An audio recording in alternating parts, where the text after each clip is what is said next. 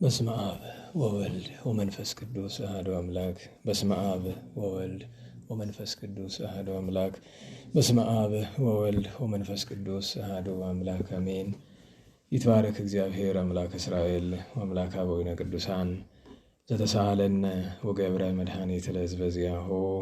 ይቅር ያለን ለወገኖቹ ለምእመናን ሕይወትን መድኃኒትን ያደረገ የአባቶቻችን አምላክ የቸርነት ባለቤት ቸሩ እግዚአብሔር ከዚህ ሰዓት ከዚህ ዕለት ስላደረሰን ቅዱስ ስሙ የተመሰገነ ይሁን። እንዴት ዋላችሁ? እንዴት ሰነበታችሁ? ቸርነቱ፣ ምሕረቱ፣ ይቅርታው፣ በጎነቱ ለዘላለም የባሕርይ ገንዘብ የሆነ አምላካችን መድኃኒታችን ኢየሱስ ክርስቶስ ለአምላክነቱ እንደሚገባ ቅዱስ ስሙ በድጋሚ የተመሰገነ ይሁን። እመቤታችን ወላዲተ አምላክ ድንግል ማርያም፣ እግዚአብሔር ያከበራቸው ቅዱሳን ጸመስቀሉም ቤተ ክርስቲያንም የከበሩ የተመሰገኑ ይሁኑ። እንኳን አደረሳችሁ። ቸሩ መድኃኔዓለም ከንጹሐን በረከት ከእመቤታችን ጣዕመ ፍቅሯን ያሳድርብን። የቅዱስ ዳዊት መዝሙር 90 ቁጥር 1 እስከ መጨረሻው። ስብሐት ለአብ ወወልድ ወመንፈስ ቅዱስ ለዓለም ወለዓለመ ዓለም። በልዑል ረድኤት የሚያድር በሰማይ አምላክ ጥላ ውስጥ የሚቀመጥ እግዚአብሔርን አንተ መጠጊያዬና አምባዬ ነህ፣ አምላኬና ረዳቴ ነው፣ በእርሱም እታመናለሁ ይለዋል። እርሱ ከአዳኝ ወጥመድ ከሚያስደነግጥም ነገር ያድነኛልና። በላባዎቹ ይጋርድሃል፣ በክንፎቹም በታች ትተማመናለህ። እውነት እንደ ጋሻ ይከብሃል። ከሌሊት ግርማ፣ በመዓልት ከሚበር ፍላጻ፣ በጨለማ ከሚሄድ ክፉ ሥራ፣ ከአደጋና ከቀትር ጋኔን አትፈራም። በአጠገብህ 1000 በቀኝህም 10,000 ይወድቃሉ፣ ወደ አንተ ግን አይቀርቡም። በዓይኖች ብቻ ትመለከታለህ፣ የኃጥአንንም ፍዳ ታያለህ። አቤቱ አንተ ተስፋዬ ነህና ልዑልን መጠጊያህ አደረግህ። ክፉ ነገር ወደ አንተ አይቀርብም፣ መቅሰፍትም ወደ ቤትህ አይገባም። በመንገድ ሁሉ ይጠብቁ ዘንድ መላእክቱን ስለ አንተ ያዛቸዋልና። እግርህም በድንጋይ እንዳትሰናከል በእጆቻቸው ያነሱሃል። በተኩላና በእባብ ላይ ትጫናለህ፣ አንበሳውንና ዘንዶውን ትረግጣለህ። በእኔ ተማምኗልና አድነዋለሁ፣ ስሜንም አውቋልና ጋርደዋለሁ። ይጠራኛል እመልስለትም አለው። በመከራውም ጊዜ ከእርሱ ጋር እሆናለሁ፣ አድነዋለሁ፣ አክብረዋለሁ። ረዥም ዕድሜን አጠግባለሁ፣ ማዳኔንም አሳየዋለሁ። ስብሐት ለአብ ወወልድ ወመንፈስ ቅዱስ ለዓለም ወለዓለመ ዓለም። ቸሩ መድኃኔዓለም ስለ ቅዱስ ቃሉ አምላከ ዳዊት አምላከ ሰሎሞን በድጋሚ ቅዱስ ስሙ የተመሰገነ ይሁን። እግዚአብሔር እንደወደደ የወርሃ መጋቢት ዝክረ ቅዱስ ዳዊትን እንማራለን። ትኩረታችን ዛሬ ደገኛ ነቢይ አባታችን ቅዱስ ዳንኤል ዓመታዊ የዕረፍት በዓሉ ነውና እርሱን እያወሳሳን ነገረ ዳዊትንም ነገረ ሰሎሞንንም እያወሳን እግዚአብሔር ጊዜ ከሰጠን ደግሞ ዛሬ ፍልሰተ ሥጋው የተደረገለት አባታችን አባ ፊልጶስ ዘደብረ ሊባኖስንም እናወሳዋለን። እንግዲህ ቀደም ሲል ያነበብኩት የቅዱስ ዳዊት መዝሙር በ90ኛው መዝሙር ላይ እግዚአብሔር መንፈስ ቅዱስ ስለ ራሱም ከእርሱ በኋላ ስለሚደረጉ ነገሮችም የሚያናግረው ነውና በተለይ ደግሞ በኋላ ዘመን የእስራኤል ነገሥታት ጣዖትን ማምለክ ከለመዱ በኋላ እግዚአብሔርን በፍጹም ልቡ በማምለክ ስለሚታወቀው ስለ ጻድቁ ስለ ቅዱስ ሕዝቅያስ ተናግሮታል። ትንቢት በእንተ ሕዝቅያስ ይላል። ዘይሃድር በረድኤተ ልዑልን አባቶቻችን በጥንት ዘመን ከሚያደርጓቸው ስራዎች አንዱ የቅዱስ ዳዊትን መዝሙር በቃል ማጥናት ነበረ። 150ውን ይህን የሚያደርጉበት ምክንያት አንድ ስለ ፍቅር ነው። 2 የሰው ልጅ ብዙ ነገር ያጋጥመዋልና ጸሎት ለማድረግ የማይመች የጸሎት መጽሐፍ ለመያዝ የማይመች ቦታ ላይ ቢሆኑ እንዳይታጎልባቸው ነው። ዋናው ምክንያት ግን በፍጻሜ ዘመን የሰው ልጅ ሕዋሳቱ ይደክማሉና ዓይን ሲደክም ማንበብ ያቆማል እና ነፍሳቸውን ይማር በቀኝ ያቆማቸውና ግራጌታ እዝራ የኛው አምና ያረፉት በ93 ዓመታቸው ዓይናቸው ከዚያ በፊት ታሞ ተገፎ ነበረ።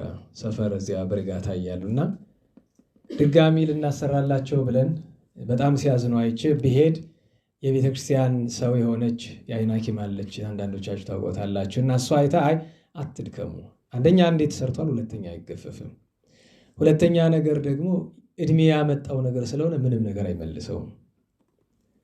ስለዚህ እንዲሁ ብተውት ይሻላል አታስነካኩት ብላለችን። መነጽር እሳ ብንላት አይ የለም መነጽርም አይሰራም፣ አትድከሙ፣ ገንዘባችሁን አታውጡ አለችን። እና ሁልጊዜ ምንድነው የሚያሳዝነው ስላቸው ሌላ ነገር አይደለም። ለአንድ ክርስቲያን ተስፋው በተለይ ለቤተ እግዚአብሔር አገልጋይ ተስፋው ዳዊት መድገም ነው። እና እሱ ነው የሚያሳዝነኝ። ብዙም በቃል ያውቀው ነበረ፣ ግን መሀል ላይ ግር ስለሚለኝ ግር የሚል ጸሎት በቃል መድገም ከባድ ነው። በቀደም ዕለት ደግሞ አንድ ሽማግሌ የቤተ ክህነት ሰው እድሜው ወደ 90 አካባቢ የተጠጋ ሽማግሌ ሰው ትንሽ እንቀራረባለን እና በጣም በአይኑ ያዝናል። አይኑ ደከምከም ብሎበታል ሽማግሌው። አንተ ብዬ የምለው በጣም ከቅርበት የተነሳ ነው እንጂ እንደነገርኳቸው ወደ 90 አካባቢ ነው። ጥቂት ሰዎችን አንተ ብዬ እጠራለሁ፣ በጣም ጥቂት ሰዎች። ለምን እንደማደርገው አላውቅም እንጂ እዚህ ታውቃላችሁ አይደል? ኩታራውን ሁሉ አንቱ ነው የምንለው አይደል?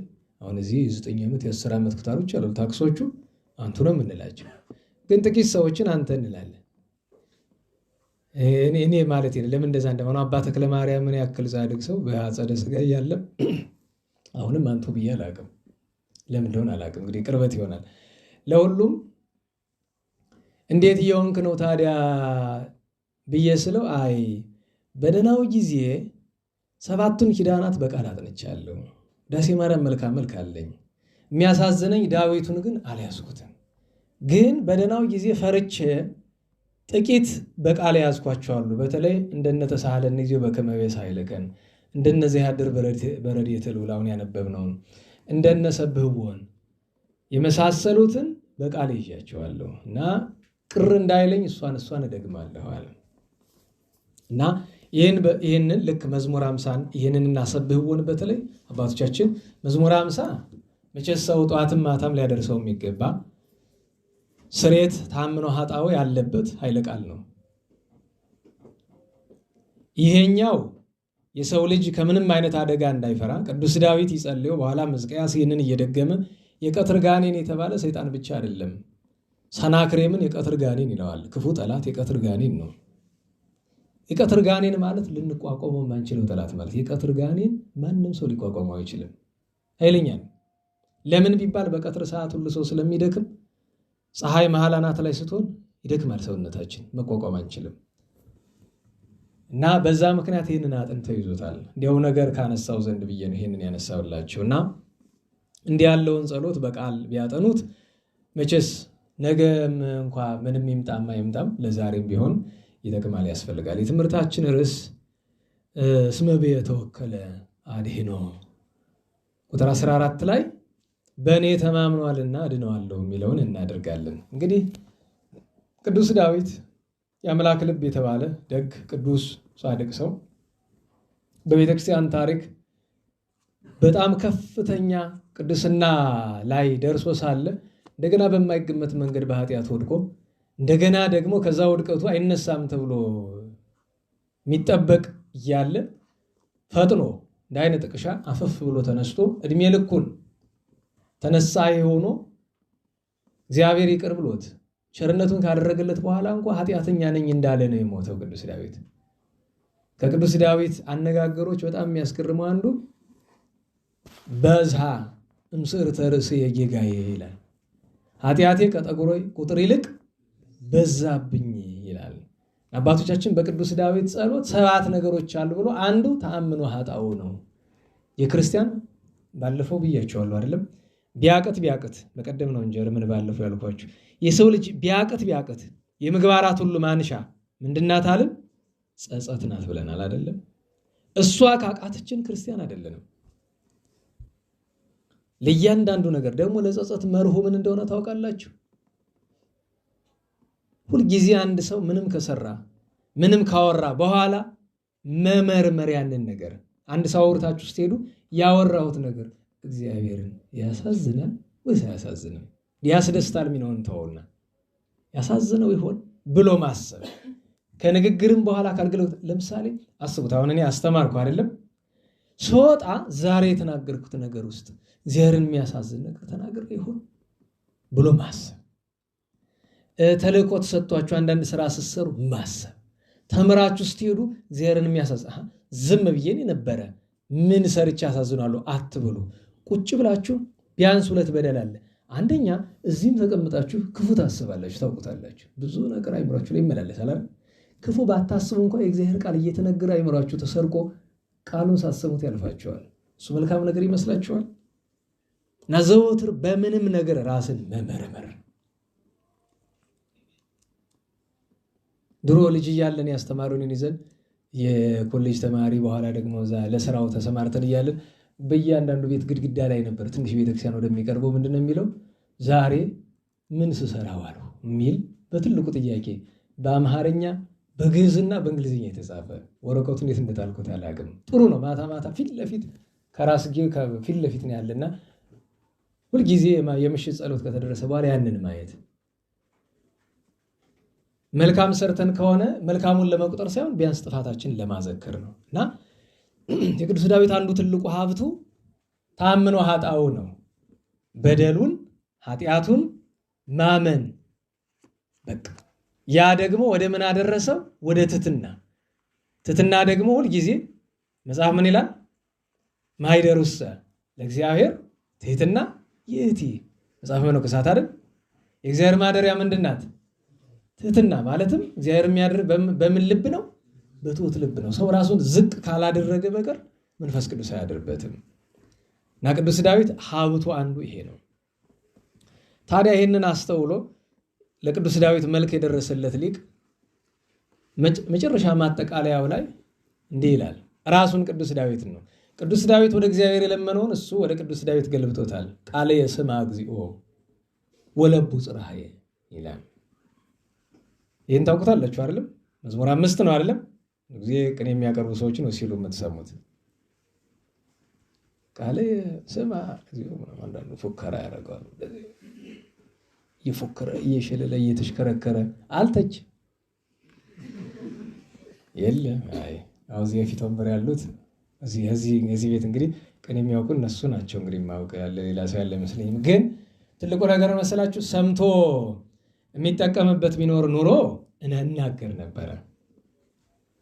ማለት ቅዱስ እስጢፋኖስ ዛሬ የተነበበው ግብረ ሐዋርያት ላይ ልብ ብላችሁ ሰምታችሁት ከሆነ ኦሪትን በመላእክት ስርዓት ተቀብላችሁ አልጠበቃችሁትም ብሏል። አይሁድን ኦሪትን የገደለቻቸው ኦሪት ገዳይ ናት? ንገሩኝ። ከመግደል ይልቅ የምታድን ናት አይደለም? በዛ ተርጉሙት። አንድ ነገር መልካም ስለሆነ ብቻ አያድነንም። መሰረታዊው ነገር አያያዛችን ነው። እና ለመንፈስ ቅዱስ የተሰጠውን ነገር ለአጋንንት መስዋዕትነት ብናደርገው ችግር ነው። ለሁሉም ወደ ትምህርታችን እንመለስና እናንሳ። ምኑን ወደዚህ ያመጣን? አጓጉል ነገር ስገባ አእምሮ ይበተናል። የቅዱስ ዳዊትን መልክ እየተረጎምኩ ዛሬ ራሴ አስታወስኩኝ፣ እናንተ ሳታስታውሱኝ። እና ቃልየ ስማ እግዚኦ፣ አቤቱ ምኔን ስማ። ቃሌን የሚለው ሲተረጎም ምንድን ነው? ቃሌን ማለት ድምፄን ስማ ነው። ልመናዬን ማለት ልመናዬን በል እስቲ። አቤቱ ልመናዬን ስማኝ። ወለቡ ጽርሐየ፣ ጩኸቴን የሚለውን እስቲ እንግዲህ የተማረውን ምስጢር የመረመረ ካለ ጩኸቴን ምንድን ነው ሲተረጎም በቤተክርስቲያን? ጩኸቴን አድምጥ አለ። ወለቡ ጽርሐየ ወይም ጩኸቴን ልብ ብለህ አድምጠኝ ነው አይደለም? ጽርሐየ ያለውን መተርጉማን ምንድን ነው የሚሉት? መልሼ የለመንኩህን ይባላል። ጽርሐ ከተባለ ሁለት ትርጉም አለው አይደል? አንደኛ አሰምቶ መናገር፣ ጽርሐ አሰምቶ ተናገረ። ሁለተኛ መልሶ ተናገረ ይላል። ወአጽምዓኒ ቃለ ስእለትየ፣ የልመናዬንም ምነው ደገመው ቢሉ ልመና ስልቱ ብዙ ነውና የልመናዬንም ነገር አድምጠኝ እባክህ አለና ትሳሊተ ዳዊት ሀበ አምላኬ፣ ወደ ፈጣሪ ወደ አምላኬ ወደ አምላክህ ትለምንልኝ ዘንድ ዳዊት እባክህ ልመናዬን ስማኝ። እግነይ ከመ ከማከ፣ አንዱን ከመትቶ እግነይ ከማከ በኩሉ ልቤ፣ ልክ እንዳንተ በፍጹም ልቤ ለፈጣሪ ለእግዚአብሔር እንድገዛለት ቅዱስ ዳዊት በፍጹም ልቡ አይደል የሚገዛ ወገን ይለከ በኩሉ ልቤ። እዚያ ሰዓታት ላይ ቅዱስ አባታችን አባ ጊዮርጊስ መጽሐፈ ሰዓታት ምንድነው ስሙ? መጽሐፈ ሰዓታት ብለው ስም ያወጡለት አፄ ዘርዓ ያዕቆብ ናቸው። አባ ጊዮርጊስ ሰዓታት አላሉትም። ምንድነው ስሙ? መጽሐፈ ብርሃን ነው አይደለም? እናንተ እኛ የምናደርሰው የሌሊቱን ብቻ ነው አይደል? ግን ሲደርሱት የ24 ሰዓት ነው። ዘመዓልት ወዘሌሊት ተብሎ እና የቃለ ዳዊት ይበዛዋል። በተለይ ግነዩ ያለው ማለት ነው። እዛ የግነዩ ወደ መጨረሻ ስትሄዱ ምንድነው የሚለው? እገኒ ለከ እግዚኦ በኩሉ ልቤ አምላኬ ሃሌሉያ አይደለም የምትሉ ሰዓታት አቤቱ በፍጹም ልቤ እገዛልሃለሁ፣ አመሰግንሃለሁ፣ አመልክሃለሁ፣ አከብርሃለሁ፣ ገናናነትህን እመሰክራለሁ። ስለዚህ ምን አለ? እግነይ ከመከማከ በኩሉ ልቤ፣ በፍጹም ልቤ ይበቃዋል እንዳይበዛ። እግነይ ከመከማከ በኩሉ ልቤ፣ በፍጹም ልቤ ልክ እንዳንተ አንተ እንዳደረገው አንተ እንደተገዛው እገዛ ዘንድ አለና የመጨረሻው ቃል ጥሩ ናት። ቅድም ምን አለ ቅዱስ ዳዊት? ምን አለ? በዛ በርስቲ ምስር ተርሲ የጌጋዬ አዎ ጌታዬ በደሌ ከጠጉሬ ራስ ይልቅ በዛል። እዚህ ደግሞ ደራሲ ይሆናል የቅዱስ ዳዊትን ነገር ወርሶ ምን አለ? እስመ አልቦ ኃጥእ ወጊጉይ ዘከማዬ፣ በዓለም ውስጥ እንደኔ ያለ ኃጢአተኛና በደለኛ ሰው የለም እኮ ይለዋል። በነገራችን ላይ ሁላችንም ይህን ስንል ሐቃችን ነው፣ ሐቅ ነው። ከኔ የበለጠ በደለኛ የለም። ይህን ስናገር ሐቅ ነው። እናንተም እንደዛ በሉ፣ ሐቅ ነው። ቅዱስ ዳዊት ባረጀ ጊዜ ልጁን ሰሎሞንን ጠራው። ልጄ ሆይ ሰው ሁን፣ ልብ አድርግ፣ በእግዚአብሔር ጎዳና በሥርዓቱም ሁሉ ሂድ። ይህንን ያደረግክ እንደሆነ ፈጣሪ እግዚአብሔር ቃል ኪዳን ገብቶልኛል።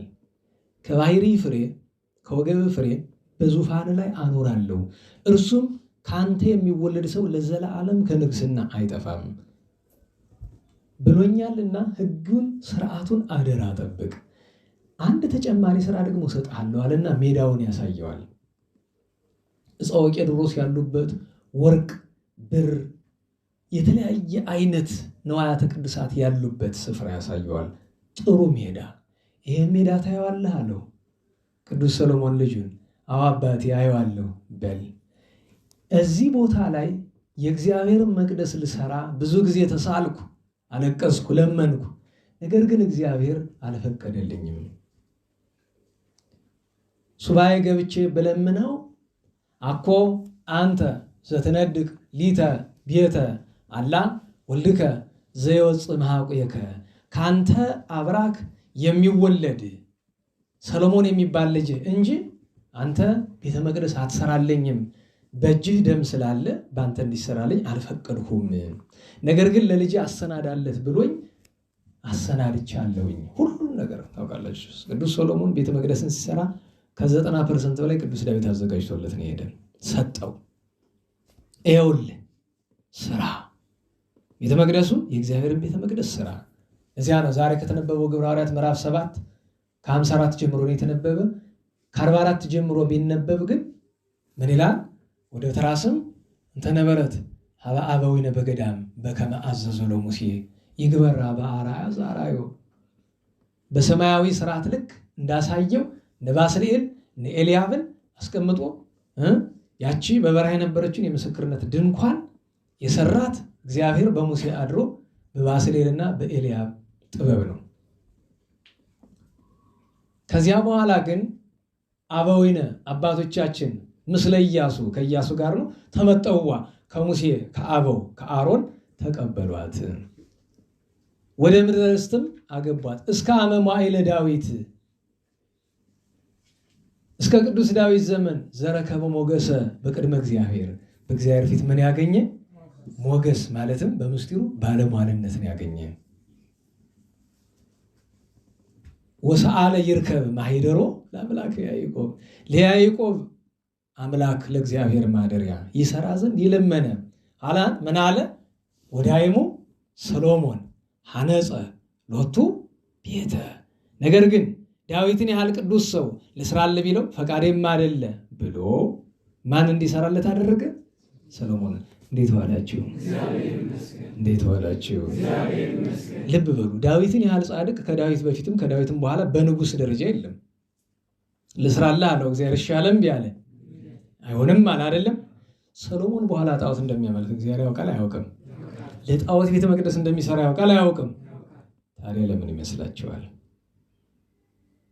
እግዚአብሔር ስራውን ሲሰራ ሰሎሞንን ቤተ መቅደስ ስራልኝ ያለበትን ምስጢር አባቶቻችን ሲናገሩ አንደኛ ለኛ ትምህርት ሊሆንን ነው። ወዳጅ ነኝ ብለህ ፈቃዱን ሳትጠይቅ ምንም ነገር አትስራ። እግዚአብሔር እንኳን እንደ ዳዊት እንደ ልቤ ቢልህ እንኳን አይ መልካም ነገር ነው ችግር የለውም ብለህ አትሄድ። በቀደም ነግራችሁ የለ ተጠንቀቁ። መልካም ቢሆንም እግዚአብሔርን ሳታማክሩ አትስሩት፣ አታድርጉት። የእግዚአብሔርን ፈቃድ መለመን ተማሩ። ምክንያቱም እንደ ልቤ ያለው የአምላክን ልብ የሚያውቅ ዳዊት እንኳን እኔ አምላክን እንደ ልብ አውቃለሁ ቤተ መቅደስ እሰራለሁ አለ። እንዲያውም እኮ ነቢዩ መጥቶ ናታን ለምን መቅደሱን አትሰራለትም ብሎታል አይደል? መጀመሪያ ሲያለቅስ አገኘው። ምን ያስለቅስሃል? ጠላት ጠፍቶልሃል። ሁሉን በእጅህ ጭብጥ በእግርህ እርግጥ አድርገሃል። እግዚአብሔር ሁሉን ሰጥቷል። ምንድን ነው የሚያስለቅስሃል? እኔ በዝግባ ቤት እየኖርኩ ታቦተ ጽዮን በድንኳን ትኖራለች። ለምን አትሰራላትም ቤት አለው። አይ ነብይ እግዚአብሔር ሳይፈቅድ እንደምን ይሆናል አለው። ሱባኤ ገቡ። ሱባኤ ሲገቡ እንደ ልብ ያለውን ሰው እግዚአብሔር ስራ አለው ወይስ አትሰራም አለው? አትሰራም አለው። አለቀ። ማወቅ አለብን። አንድ እሱ ለእኛ ትምህርት ሊሆን ነው። ሁለተኛ ነገር እግዚአብሔር ነገ ኃጢአትን ይሰራሉ ብሎ ዛሬ ልንሰራ የሚገባው መልካም ነገር እድሉን አይነሳ ነው። ደህና ዋላችሁ? አይቀማንም፣ አይነሳንም። ዋናው ምስጢር ግን ሰሎሞን ቤተ መቅደስ ሰራለት ማለት እስቲ ለህሊናኪ ናምጡልኝ። ሰላም ለህሊናኪ አልዮ ሰናይት ለማዱ ገብረ ምሕረት መፍቅዱ። ቀጥሎ ምንድን ነው የሚሆን? ማርያም ድንግል ለዳዊት ምን ነገሩኝ ወለቱ በማለት ፈንታ ምን አለ? ወለተ ወልዱ። የማን ልጅ ሲላት ነው? የሰሎሞን። ወደ አይሙ ሰሎሞን ሐነጸ ሎቱ ቤተ ምን ማለት ነው? ከሰሎሞን ባህሪ የተገኘች ድንግል ማርያም አይደለች? የአምላክ የምትሆን እናት የምትሆን አማናዊት ቤተ መቅደስን ወለደ ተብሎ ተተርጉሟል። ያቺ ቤተ መቅደስ እንግዲህ ቅዱስ ሰሎሞን ቤተ መቅደስን ሰራ። ዛሬው የምታውቁት ያን ያህል ጭቅጭቅ የሚጨቃጨቁበት ስፍራ ነው እሱ። እንግዲህ ነገም የዓለም ጥፋት ሊደረግበት የተዘጋጀበት ስፍራ እያደረጉት ነው። እግዚአብሔር ከሚመጣው እንግዲህ ወም ሁሉ ዘይመጽእ ግብር እንዳለው አባ ጊዮርጊስ ከሚመጣውም ከመጣው መድኃኔዓለም ይሰውርን።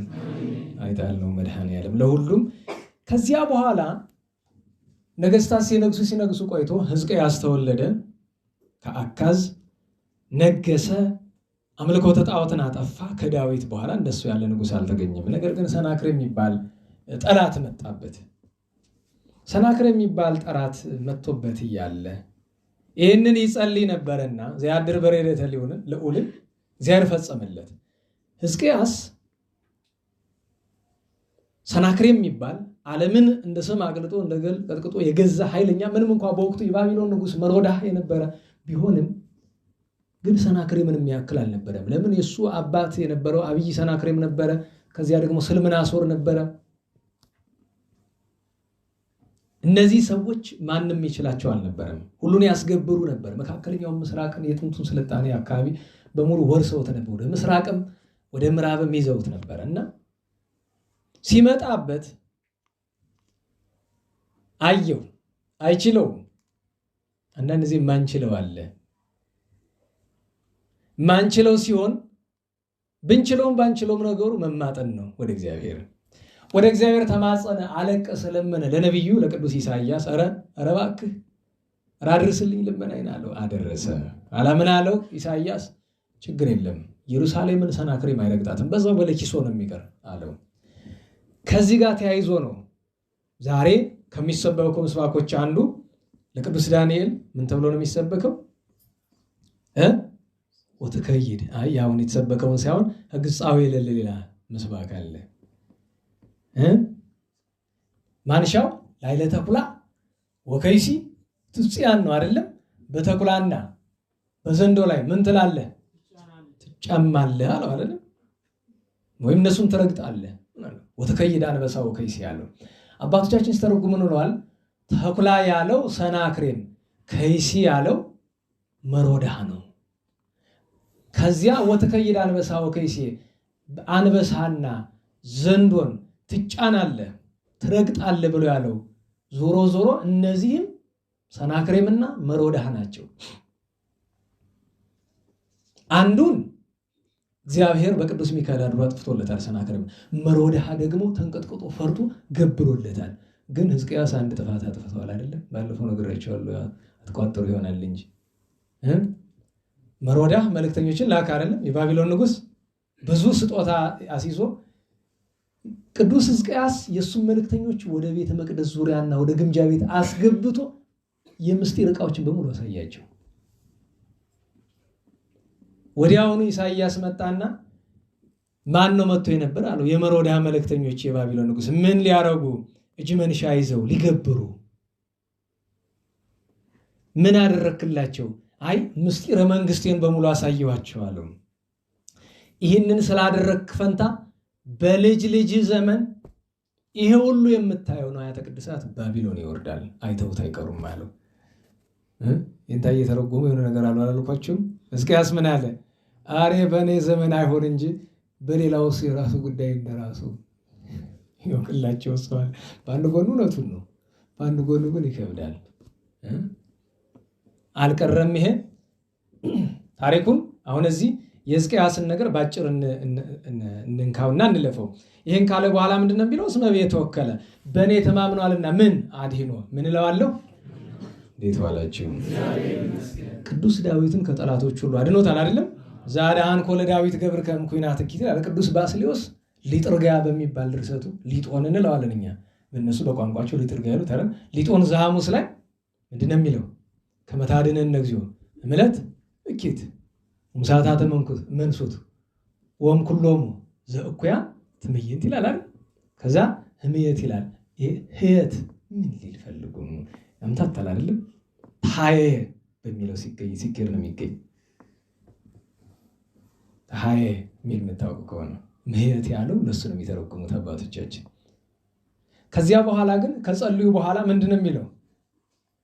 ማንሻ ምንድና ያሙስ ወደ ከዳዊት ከመድረሱ በፊት የሚያነሳት አለች። ዛዳንኮ ለዳዊት ገብርከ ከማለቱ በፊት አድነን እግዚኦ ዛቲ ሰዓት አዚ ዓለም እግዚአብሔር አምላክነ ብሎ ወግዚኦ ነው እስመ ዘማቤካው ውእቱ ረድኤት ወድነት አለና ወኩሎሙ ለይት ማሐፀኑ ሀበዘዚ አከመለኮት በአንተ የባህሪ አምላክነት፣ በአንተ ጠባቂነት፣ በአንተ ረዳትነት በሚማጠኑ አንተን ተስፋ መጠጊያ በሚያደርጉ ዛንተ አድኃንኮ ለዳዊት ገብርከ እምኩናት እኪት ከክፉ ጦር ውርወራ ዳዊት ባሪያህን ያዳንከው አንተ ነህ አለ። ወለሶስና መደረበናት ለሰለስቱ ደቂቅ እምትሆነ እሳት ነው ወይስ አይደለም? ለአናንያ ወአዛርያ ወሚሳኤል እምትሆነ እሳት ዘይነድድ ነው። አሁን ይሄ አሁን የምናመጣው ታሪክ ነው። እንግዲህ ሕዝቅያስ በማን አመነ? ንገሩኝ እንጂ በሞት እስቲ አንድ የሚመልስልኝ ሰው ላዘጋጅ እንጂ ስራዬ ብሎ እየተከታተለ ደህና ሰው ማንጎላች ማለት ነው፣ ነፍስ ያለው ሰው። ሕዝቅያስ በማን አመነ? እና ምን ሆናችሁ ነው ፈጣችሁ የምታዩኝ? ማንን ተማመነ? እግዚአብሔርን። ስለዚህ ማን አዳነው? አለቀ። አሁን እንምጣ በገድለ ቅዱስ ዳንኤል እና በትንቢተ ዳንኤል ውስጥ ከምናገኛቸው ታሪኮች አንዱ ኬልቅዩ ወይም ኬልቅዩስ የሚባል ሰው አንዲት በጣም መልከ መልካም ሴት ይወልዳል። ከዛ ኤልያቄም የሚባል በአንዳንድ መጻሕፍት በሌላ ስም ይጠራዋል ሰው ይመጣና ልጅ እንዳርልኝ ይለዋል፣ ይድርለታል። ይቺ ሰው ሶስና ትባላለች።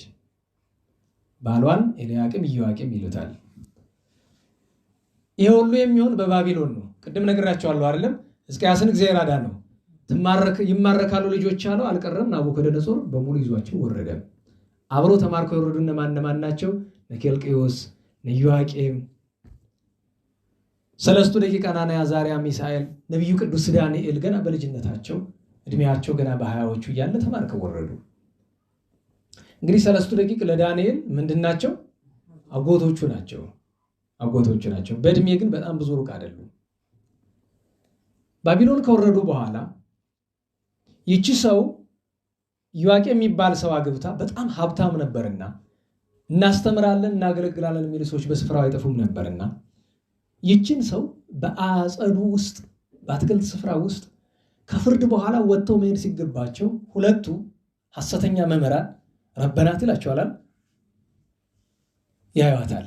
ምክንያቱም በሰው ፊት አትገላለጥም። ሰው የለም ብላ ከደንገጥሮቿ ጋር ተቀምጣ ባለችበት ስትግልጥ አዩዋት። መልኳ አስገረማቸው። እኔ በዚህ ዘመን ያላችሁ እህቶቻችን ስለ መልካችሁ ብዙ ማውራት አልፈልግም፣ ግን አንዱነት ወቁ። መልክ ምን እንደሆነ ለማወቅ ወደኋላ ተመልሶ በነበሩ ዘመናት ማየት ነው። ምንም ያልነካውን ውበት እና ዛሬ ያለው የወንዱ ጉልበት የሴቱ ውበት እንጥፍጣፊ ይመስለኛል። ያዙ ብሎ ተንጠፍጥፎ የቀሩ ይመስለኛል ያልኩ እና ቆንጆኔ ምናምን አትበይ አይደላችሁ ወይ ናችሁ። ከሆናችሁም የእግዚአብሔር አራያ እናታችሁን ሔዋንን ስለምትመስሉ ነው። 600 ኪሎ መሸከም ጉልበት እንዳይመስለው ነው ይላል። ይሄ ዴድሊፍት ይላል አይደል? 600 ኪሎ ማንሳት ጉልበት አይደለም። ጉልበት ምን እንደሆነ አንድ ቀን እንነጋገራለን። ሰው አያውቀውም። ውበትና ጉልበትን ሰው አልተረዳውም። ሁሉም ማስተዋል ይጠይቃል ብዬ ነው። ይችን ሰው አዩዋት። ታሪኩ በጣም ረጅም ነው። ተከታተሏት። አንድ ቀን አገኟት። ያገኟት ለምንድን ነው? ደንግጥሮቿን ገላይ ልታጠብ ነኝ ብላ ስትልካቸው ሁለቱ መጡና በሩን ዘግተው ፈቃዳችን ፈጽምልን አሊያ እናስገድልሻለን አሏት። ሰሞኑን በሚዲያው የሚመላለስ የሆነ ነገር አለ አይደል? አንዲት ሴት እንደዚህ ሆነ እንደዛች ምንም አንልም። ጆሮአችን አይናችን ከዚያ የባሰ ብዙ ግፍ ያውቃል። ከባድ ነው፣ ያሳዝናል።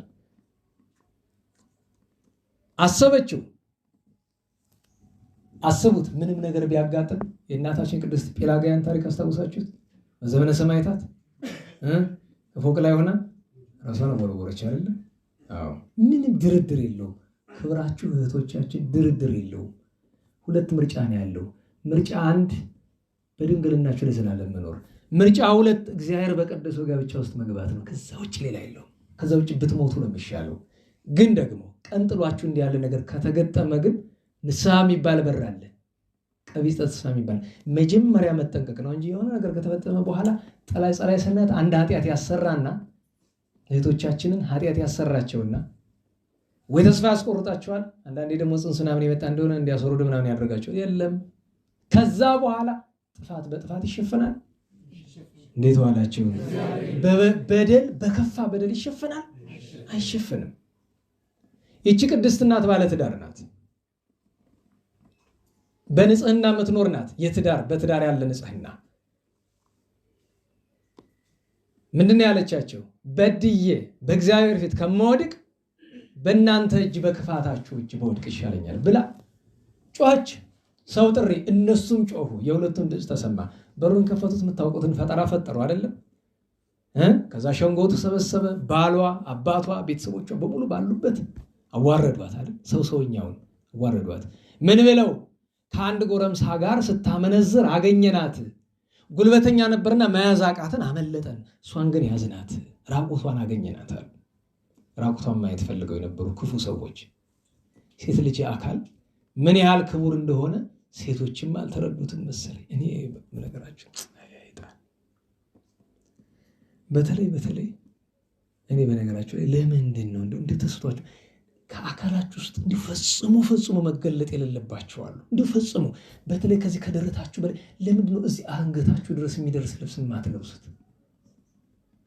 እኔ ደህና የሚባሉ ቆራቢ የሚባሉ ሰዎች ሁሉ አያለው እንደዚህ ዝቅ አድርገውት ለቃሉ ይቅርታ ጦታቸውን እያሳዩ። አንዳንዶቹ ሆን ብለው አይደለም። ግድ የለሽነት ጽድቅ ይመስልሻል? ጽድቅ ነው ወይ ግድ የለሽነት? እንደ ሌላ ነገር ጦትሽን ገልጠሽ የምትሄጂው ቅንጣት ታክል የአንዲት አስቅ ያክል እንኳን ቢገለጥ ታውቂያለሽ፣ ሌላውን ሰው ለዝሙት የማነሳሳት አቅሙ ከፍ ያለ ነው። በነገራችሁ ላይ ከአካላችሁ ሁሉ መታየት የሌለበት ጨርሶ እሱ ነው። በተለይ ኢንተርኔት ላይማ ተውት፣ አይን የማያየው ነገር የለም። በቃ የሆነ ቁም ነገር ነው ብላችሁ ኢንተርቪው ልታዩ ስትሉ ቃለ ምልልስ የሚደረግላት ሴት እንደዛ ያደረገች ናት። ጭራሽ ደግሞ በሃይማኖት ተቋም ጭምር። ይሄ የዝም ብሎ የሰርቨሮች አሉ አይደለም መንፈሳዊ ነገር እናስተላልፋለን የሚል ይህችን ቅድስት እናት ከመገደሏ በፊት የአመንዝራነት ፍላጎታቸው ባይሳካላቸውም እንኳን ምን አሰቡ? ቢያንስ ከመሞቷ በፊት መልኳን እንጥገበው፣ አመንዝራ ሴት መሸፋፈን አትችልምና ገለጧታል። አመኗቸው፣ ገለጧት። እጃቸውን በራሷ ላይ ጭነው። ትርጉሙ ምን ይመስላችኋል? ደሟ በእኛ ላይ ዋሽተን ከሆነ ነው። ራሷ ላይ ጭነው አዎ አመንዝራለች እኛ ባይናችን አይተናል አሉ። ምንም ብትል የሚሰማት የለም። ቤተሰቦቿም አፍረውባታል። አንዳንዶቹ ግን ደጋጉ ይጸልዩ ያዝኑ ነበረ። ከዚያ እንደ እስራኤል ስርዓት ያመነዘረች ሴት ምንድነው ፍርዱ? በድንጋይ መወገር ነው። ትወገር ተብሎ ተፈርዶባት ስትሄድ በዛ መካከል ያን ጊዜ በነብይነት አይታወቅ ገና ወጣት ታዳጊ ነው። ጥሬ እየበላ ሽምብራ መብላት ተድላ ይሆንብኛል ብሎ ባቄላ ጥሬ ባቄላ ይቆረጥም የነበረ ቅዱስ ዳንኤል ሽምብራ ተድላ ይሆንብኛል ለምን ለጥርስ ቀላል ነው ብሎ ባቄላ ይበላይ ነበረ። ከመሃል ተነስቶ ምን አለ? እኔ ከዚች ሰው ደም ንጹህ ነኝ አለ። መንፈስ ቅዱስ በሱ ላይ ወረደ። ለምን? በዚያ ሰዓት ስመቤ ተወከለ እያለቀሰች አይኖቿን ወደ አርያም አነሳች። ጌታዬ ሐቅን ካንተ በቀር የሚያውቅ የለም፣ በሐሰት ስገደል ዝም አትበላለች። መንፈስ ቅዱስ ወደ ዳንኤል ወረደ። በዚያ ወራት ትልልቅ ረበናት ነበሩ፣ ሊቃነ ካህናት ብዙ ነበሩ። እግዚአብሔር አድሮ ሊናገርባቸው የሚገባ ነበሩ። ነገር ግን ሁሉም ከመንፈስ ቅዱስ ሐሳብ ርቀዋልና እግዚአብሔር ዳንኤልን መረጠ። ያም ብሎ ሲል ዞር ብለው ለምን ቦታ እንደሰጡት ታውቃላችሁ? ቅዱስ ዳንኤል አንድ ታዳጊ ወጣት እዚያ ሁሉ ሊቃናት መካከል እኔ ከደሟ ንጹህ ነኝ ቢል፣ አሁን በዚህ ዘመን አስቡት። ያው ሁሉ እንደው በቃ ትልልቅ ሽማምንት ከወሰኑ በኋላ እናንተ ማላዱ ተነሱ እኔ ደሟ ንጹህ ነኝ ቢል ኧረ የሚሰማችሁም የለ እቺ ኩታራ እንዲያለች ብሎ አልፎ ነው የሚሄድ አይደል? ዳንኤልን ለምን የሰሙት ይመስሏቸዋል? እንደ እግዚአብሔር መንፈስ ቅዱስ ያስገድዳቸዋል። ሰውኛውን ግን ዳንኤል ማለት ምንድን ነው? አባቱ ማን ነው? እናቱ ማለት ይቅርታ፣ እናቱ ማን ናት? እናቱ የማን ልጅ ናት? አያቱ ማን ነው? ተራ ሰው ይመስላችኋል እንዴ? በስጋዊስ የዳዊት ሰሎሞን ዘር እኮ ነው። አያቱ ኢዮአቄም አይደለ? ታዲያ የንጉስ ልጅ እኮ ነው። ያ ማለት የነጋሲ ዘር ነው፣ ልዑል ነው። ፕሪንስ ትለዋለህ በአንተ እንግሊዝኛ። እንደዚያ ምንድን ነው የምትል አንተ ብለው አሉት። እናንተ ተውኩት። አብዳን የአማርኛ ትርጉሙ ሰው ያስቀይማል። ደናቁርት ነው አይደል? እንዴት ይችን ሴት ግራ ቀኝ ሳትመረምሩ የአንድ ወገን ምስክርነት ሰምታችሁ እንግደላት ትላላችሁ? እንዴት አላችሁ? ያን ጊዜ አንዳንድ ልባም ሽማግሎች አይ እንመለስ ወደ ፍርድ አደባባይ ተባሉ። ህዝቡ ሁሉ ሲሰማ እንግዲህ እንደ ስቴዲየም ኳስ እንደሚታይበት አይነት ነው። በጣም ብዙ ተሰብስቦ ነው ፍርድ የሚፈረድና ተሰበሰቡ። ተመልሰው የመሃል ዳኛው ሰውዬ ለቀቀና እግዚአብሔር ከኛ ይልቅ አንተን ከፍ አድርጓልና አንተ ማለት ተቀመጠ ፍረድ አሉት። እዚያ ሄዶ ተቀመጠ። እሷን እዚያ አቆዩት። ሁለቱን አምጥልኝ አለ። አመጣቸው። እናንተ ባይናችሁ አይታችኋል በትክክል የተደረገውን አለ። አዎ አይተናል። ትመሰክራላችሁ? አሁን በድጋሚ አሁን መሰክራለን። አይ እንደ ቀድሞ ግን አይደለም መመሰካከሩ። ወሰደው አንዱ ነው ወደዚያ አለ። ከግቢ ያስወጡት። ለመሆኑ አንተ የከነዓን ዘር አለው ነው አላችሁ። ትውልዱ ከቤተ እስራኤል ቢሆንም ግን የማን አለው? አዎ ከነዓን የአያቱን ራቁትነት አይቶ ይሳቀው ማለት ከነዓን የኖህን አንተ የከነዓን ልጅ በውኑ ይህች ሴት ማመንዘሯን ትመሰክራለህ አለው። አዎ መሰክራለሁ፣ በደንብ ባይኔ አይቻለሁ አለው። ለመሆኑ ስታመነዝር ያያት የት ነው አለው። በኮኩ ዛፍ ስር አለው። ሂድ ቀጥል አለው። ያኛውን ይዞ አመጣው። አንተስ በወዴት ነው ያያት አለው። ያለውን ጉድ አልሰማም። ምን አለ? በሮማን ዛፍ ስር። ምክንያቱም ኮክና ሮማን በዛ ግቢ ያሉ በአንዱ አንጻርና በሌላ አንጻር ላይ የተጠጋጉም አይደለም። ለውሸትም አይመችም። ህዝቡ በሙሉ ተነስተው እግዚአብሔርን አመሰገኑ። የተማመነችበት ተማምናም አልቀረች ያዳናት የሶስና አምላክ እግዚአብሔር ይክበር ይመስገን እያሉ አመሰገኑ። መጽሐፍ አርስሆሙ ዳንኤል ይላል። እዚያ መልአከ እግዚአብሔር ሊቀስፋችሁ ከኋላችሁ አለ ብሎ አላቸው። ህዝቡ ተሰብስበው ለሷ በተቆለለ ድንጋይ ሙልጭ አድርገው ወግረው ገደሏቸው። እግዚአብሔር በዳንኤል የመጀመሪያውን ስራ በነቢዩ ቅዱስ ዳንኤል እንዲሰራ ነው። ከዚህ በኋላ በባቢሎን ቤተ መንግስት አሁን እዚህ ሶስና ናዳናት ነው አይደል? ምንድነው ስመብ የተወከለ በእኔ ምን ብሏል? ተማምኗል። ምን አለ? አድህኖ ምን እለዋለሁ? ዳዊትን ተማመነ፣ አዳነው። ሕዝቅያስ ተማመነ፣ አዳነው። ሶስና ተማመነችበት፣ አዳናት። አሁን ዳንኤልን እንመልከተው። ሰለስቱ ደቂቅን እናስቀድም። ናቡከደነጾር ጠቢባንን ሰብስቡልኝ ብሎ ከባቢሎንም ከእስራኤልም ሰበሰበ። እነዚያን ጥሩ ጥሩ ምግብ አብሉልኝ አለ። ምክንያቱም ምንድነው ቢባል ጥሩ ያለ ምግብ አእምሮ ይደፍናል ይባላል። የሆነች ኩታራ እንደናንተ የምትማር አውሮፓ የምትኖር ናት። የሆነ ነገር መጣ እንካስክ ይሄንን አለች። ምንድነው አልኳት። ያሳ ዘይት ነው። አንቺ ስልጣኔው ደህና ሳይጠቅምሽ አልቀርም። በእርግጥ እኔ ከዚህ በኋላ አርጅቻለሁ፣ ያሳ ዘይት አያስፈልገኝም፣ ለኩታራ ነው የሚሆን። ታውቃላችሁ አይደል? ያሳ ዘይት ምን እንደሆነ ሙያው ራሱ አሳ መብላት በጦሙ ባይሆን ስለ አሳ ወሳነ። አሳ ጦም የለውም ይበላል ምናምን የሚል ብዙ እብድ ነበር በሀገራችን አይደል? ደህና ዋላችሁ። አሳ ይበላል አይበላም? አታዳምጡም እኮ በለው ነው ሰው። በነገራችሁ ላይ ያላላችሁትን ነገር ነው እንደውም እኮ የማዳመጥ ሰሞኑን እዛ ያሉ ጥቂት ወንድሞቻችን እህቶቻችን ማስተምርበት አዲስ ገጽ አለ ብያችሁ የለ ስለ ማዳመጥ ነው እያስተማርኳል። በቃ አዳምጡ። ለምሳሌ የማዳመጡ ምልክት የሆነች ነገር እንደዚች በሉ ይባላል፣ እንደዚህ አትበሉ ይባላል። አንዳንዱ ሰው አይሰማም። ያዳምጠውና ማለት ነው የሚያዳምጥ በሁለት ችግር ነው ስናዳምጥ። አንደኛ ነገር እኛ የውስጥ ፍላጎት አለን፣ የሆነ ነገር ስላለን ጭንቅላታችን ከዚያ ጋር እያቀላቀለ ያሰማናል። ሁለተኛው ነገር ደግሞ ወይ ሌላ ስራ እየሰራን ወይ ሌላ ነገር እያሰብን ስለምናዳምጠው ከልብ አይሆንም። አንዳንድ ጊዜ አይገጥማችሁም? ጸሎት እያደረጋችሁ አንበባችሁ ታልፋላችሁ፣ እንደው አስተውላችሁ የምትጸልዩ ከሆነ ማለት ነው። ከዛ ምን እንዳላችሁ ይረሳችኋል። ደግሞ ትመለሳላችሁ። ልብ ያላችሁ ሆነች ነው። አንዳንድ ጊዜ 5-6 ጊዜ እንደዚህ ያስደርጋል። ካልተረዳ ነው ችግር ነው። ጸሎት ካልተረዳ ነው ምን ጸሎት ይባላል? እና ወደ ዋናው ጉዳያችን እንመለስ።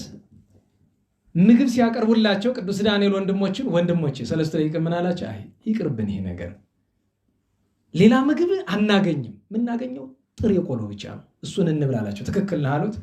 መጥቶ በእነሱ ላይ የተሾመው ሰው ሲጠይቃቸው አንበላም አሉት። ታሪኩ ሰፊ ነው። ከዛ ባቢሎን ናቡከደነጾር አስቀርቦ ጠየቃቸው። ብዙ ጥበብ አገኘባቸው። እነሱን የበለጠ አድርጎ ሾማቸው። በዚህ የተመቀኟቸው ሰዎች አንድ አዋጅ እንዲወጣ አድርገዋል። በሐቅለ አዱራን 60 ክንድ ቁመት ያለው ምስል ናቡከደነጾር እንዲያቆም ከወርቅ የተሰራ ሐቅለ አዱራን ይባላል።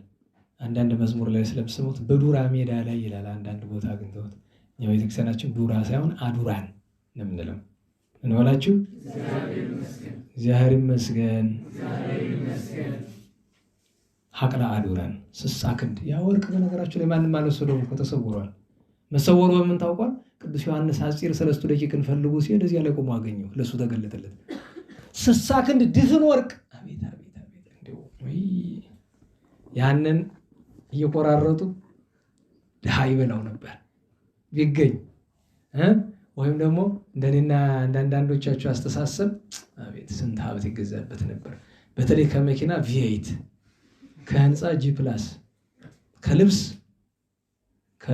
ከጥበብ ሳባ የሚባሉ የ40-50 ሺህ የሚሸጠው አይደል? ከጫማ ምንድነው የሚባል ይሆናል ካተርፒለር ነው የሚሉት እንደዛ የሚባል ያለ አይደል? ካተርፒለር በርግጥ ያንተ ነው አይደል? የግሬደር ነክ ነገር ነው፣ ግን እንደዛ የሆነ ስም ያለው ጫማ ነው በጣም ውድ የሚሸጥ። ከሰዓት ሮሌክስ ብራንድ ይላል $700 ሚሊዮን የሚሸጥ ሰዓት አለ። የስንት ዓመት የኢትዮጵያ በጀት እንደሆነ አስቡ። እኔ በነገራችን ላይ ምንድነው ዓላማው? አሁን ቅድም አንዲት እህታችን እዚህ ጉባኤ የምትማር አይደለችም? ሰንሰለት የሚያክል ወርቅ አንገቷ ላይ አንጠልጥላለች። ደግሞ መስቀል አለው ያየሁት ነበር። ምንድን ነው ዓላማው? ደህና ዋላችሁ? እግዚአብሔር ይመስገን። ምንድን ነው ዓላማው?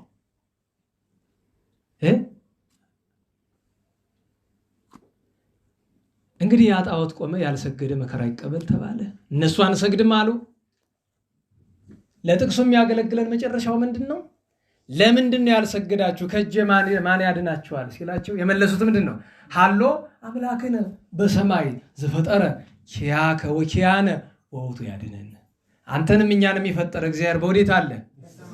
እርሱ ምን ይለናል? ፈቃዱ ነው። ባያድነን እንኳ አንተ ላቆምከው ምስል አንሰግድም አሉት። አዳናቸው አላዳናቸውም? 49 ክንድ ከመሬት በላይ የሄደውን እሳት ሰባተ ፍቁር ላይ ለሚካኤልም ለገብርኤልም ይጠቅሳል።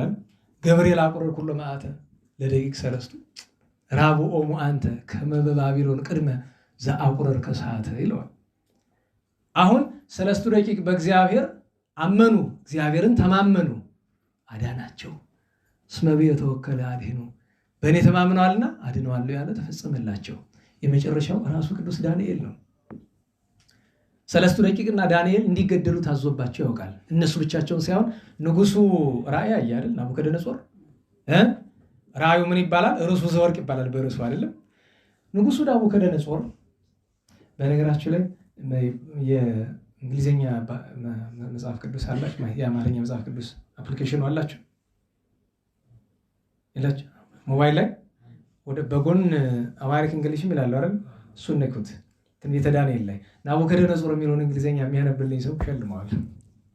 በእንግሊዝኛ ለማንበብ እኔ እንግሊዝኛ የሚሰብኩ ሰዎች አንዳንድ ቃላት ላይ እነዚህ ጎበዞች ናቸው ይላሉ። እንግሊዝኛ ባንችልም እንኳን እንዲያው ለመቻል ጥረት ለሚያደርግ ሰው አንዳንድ ስሞች አሁን ናቡከደነጾር፣ አሁን እኛ አስጠራጦኒቃ፣ አብሮኮሮኔዎስ ምናምን የሚሉ ስሞች ለመጥራት ለአንዳንድ ሰው ለመጀመሪያ ያስቸግሩታል።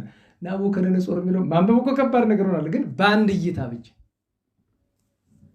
እንግሊዝኛው መጽሐፍ ቅዱስ ምን ስታረጋየው ትሉኝ እንደሆነ በዚህ በመጽሐፍ ቅዱስ ትርጉም ላይ ዮሐንስ ራዕይ ምዕራፍ 1 ቁጥር 6 ላይ አማርኛውን የተረጎሙት ሰዎች ከመጽሐፍ ቅዱስ ይልቅ ቃል አስገብተውበታል። ይሄኛውን እዚህ ላይ ያስገቡት አይመስለኝም። ይሄ አላል 66 የሚባለውን አታውቁትም? እንዴት ዋላችሁ? ይሄ ሞባይላችሁ ላይ ያለው አፕሊኬሽን የ66ቱ ነው። 66ቱ ማለት ለጴንጤውም ለምኑም የተዘጋጀው ማለት ነው። እንዴት ዋላችሁ? እስቲ እዚህ እንየው ሲተረጉሙ በእውነት ያኛው ሰርቋቸው ከሆነ እንግዲህ እስቲ እንመለከተው። ቁጥር 6 ላይ አይደለም? አዎ ይሄ በቃ በግዕዝ ነው የተተረጎመ። አማርኛው ያኛው አፕሊኬሽኑ ላይ ያለውን ይሄ ለመናፍቃኑ ለምኑ አብሮ የተተረጎሙ ስትመለከቱት ምን ይላል?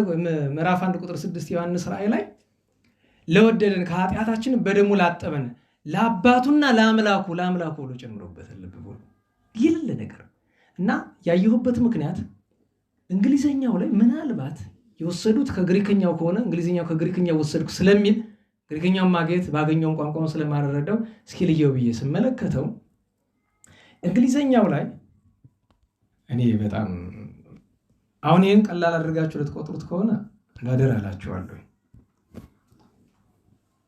አሁን ቅርብ ጊዜ ከመጡብን በጣም አስቸጋሪ ነገሮች መካከል አንደኛው ጌታችንን ከአምላክነቱ ዝቅ ለማድረግ ብዙ የሚደረግ ጥረት አለ ከውስጥም ከውጭም እና እንግሊዝኛውን ስመለከተው ምን እንላችሁ እንደምትረዱ እናንተ ልጠይቃችሁ ብዬ ነው። እንዲህ ሲል ምን ለማለት ነው? እንግሊዝኛውን እንግዲህ አማርኛ ይውላችሁ እንዲህ ይላል፣ መንግስትም ለአምላኩና ለአባቱ ካህናት እንድንሆን ላደረገ ይላል። ያሁን እንዲህ ብሎ ያሉት 66 ላይ ያለው ነው ብያቸዋለሁ። የሌለ ቃል ግዕዙ ላይ የለም። የቤተክርስቲያናችን ትምህርት ውስጥ ለአምላኩ የሚል የለም። ተረድታችሁኛል?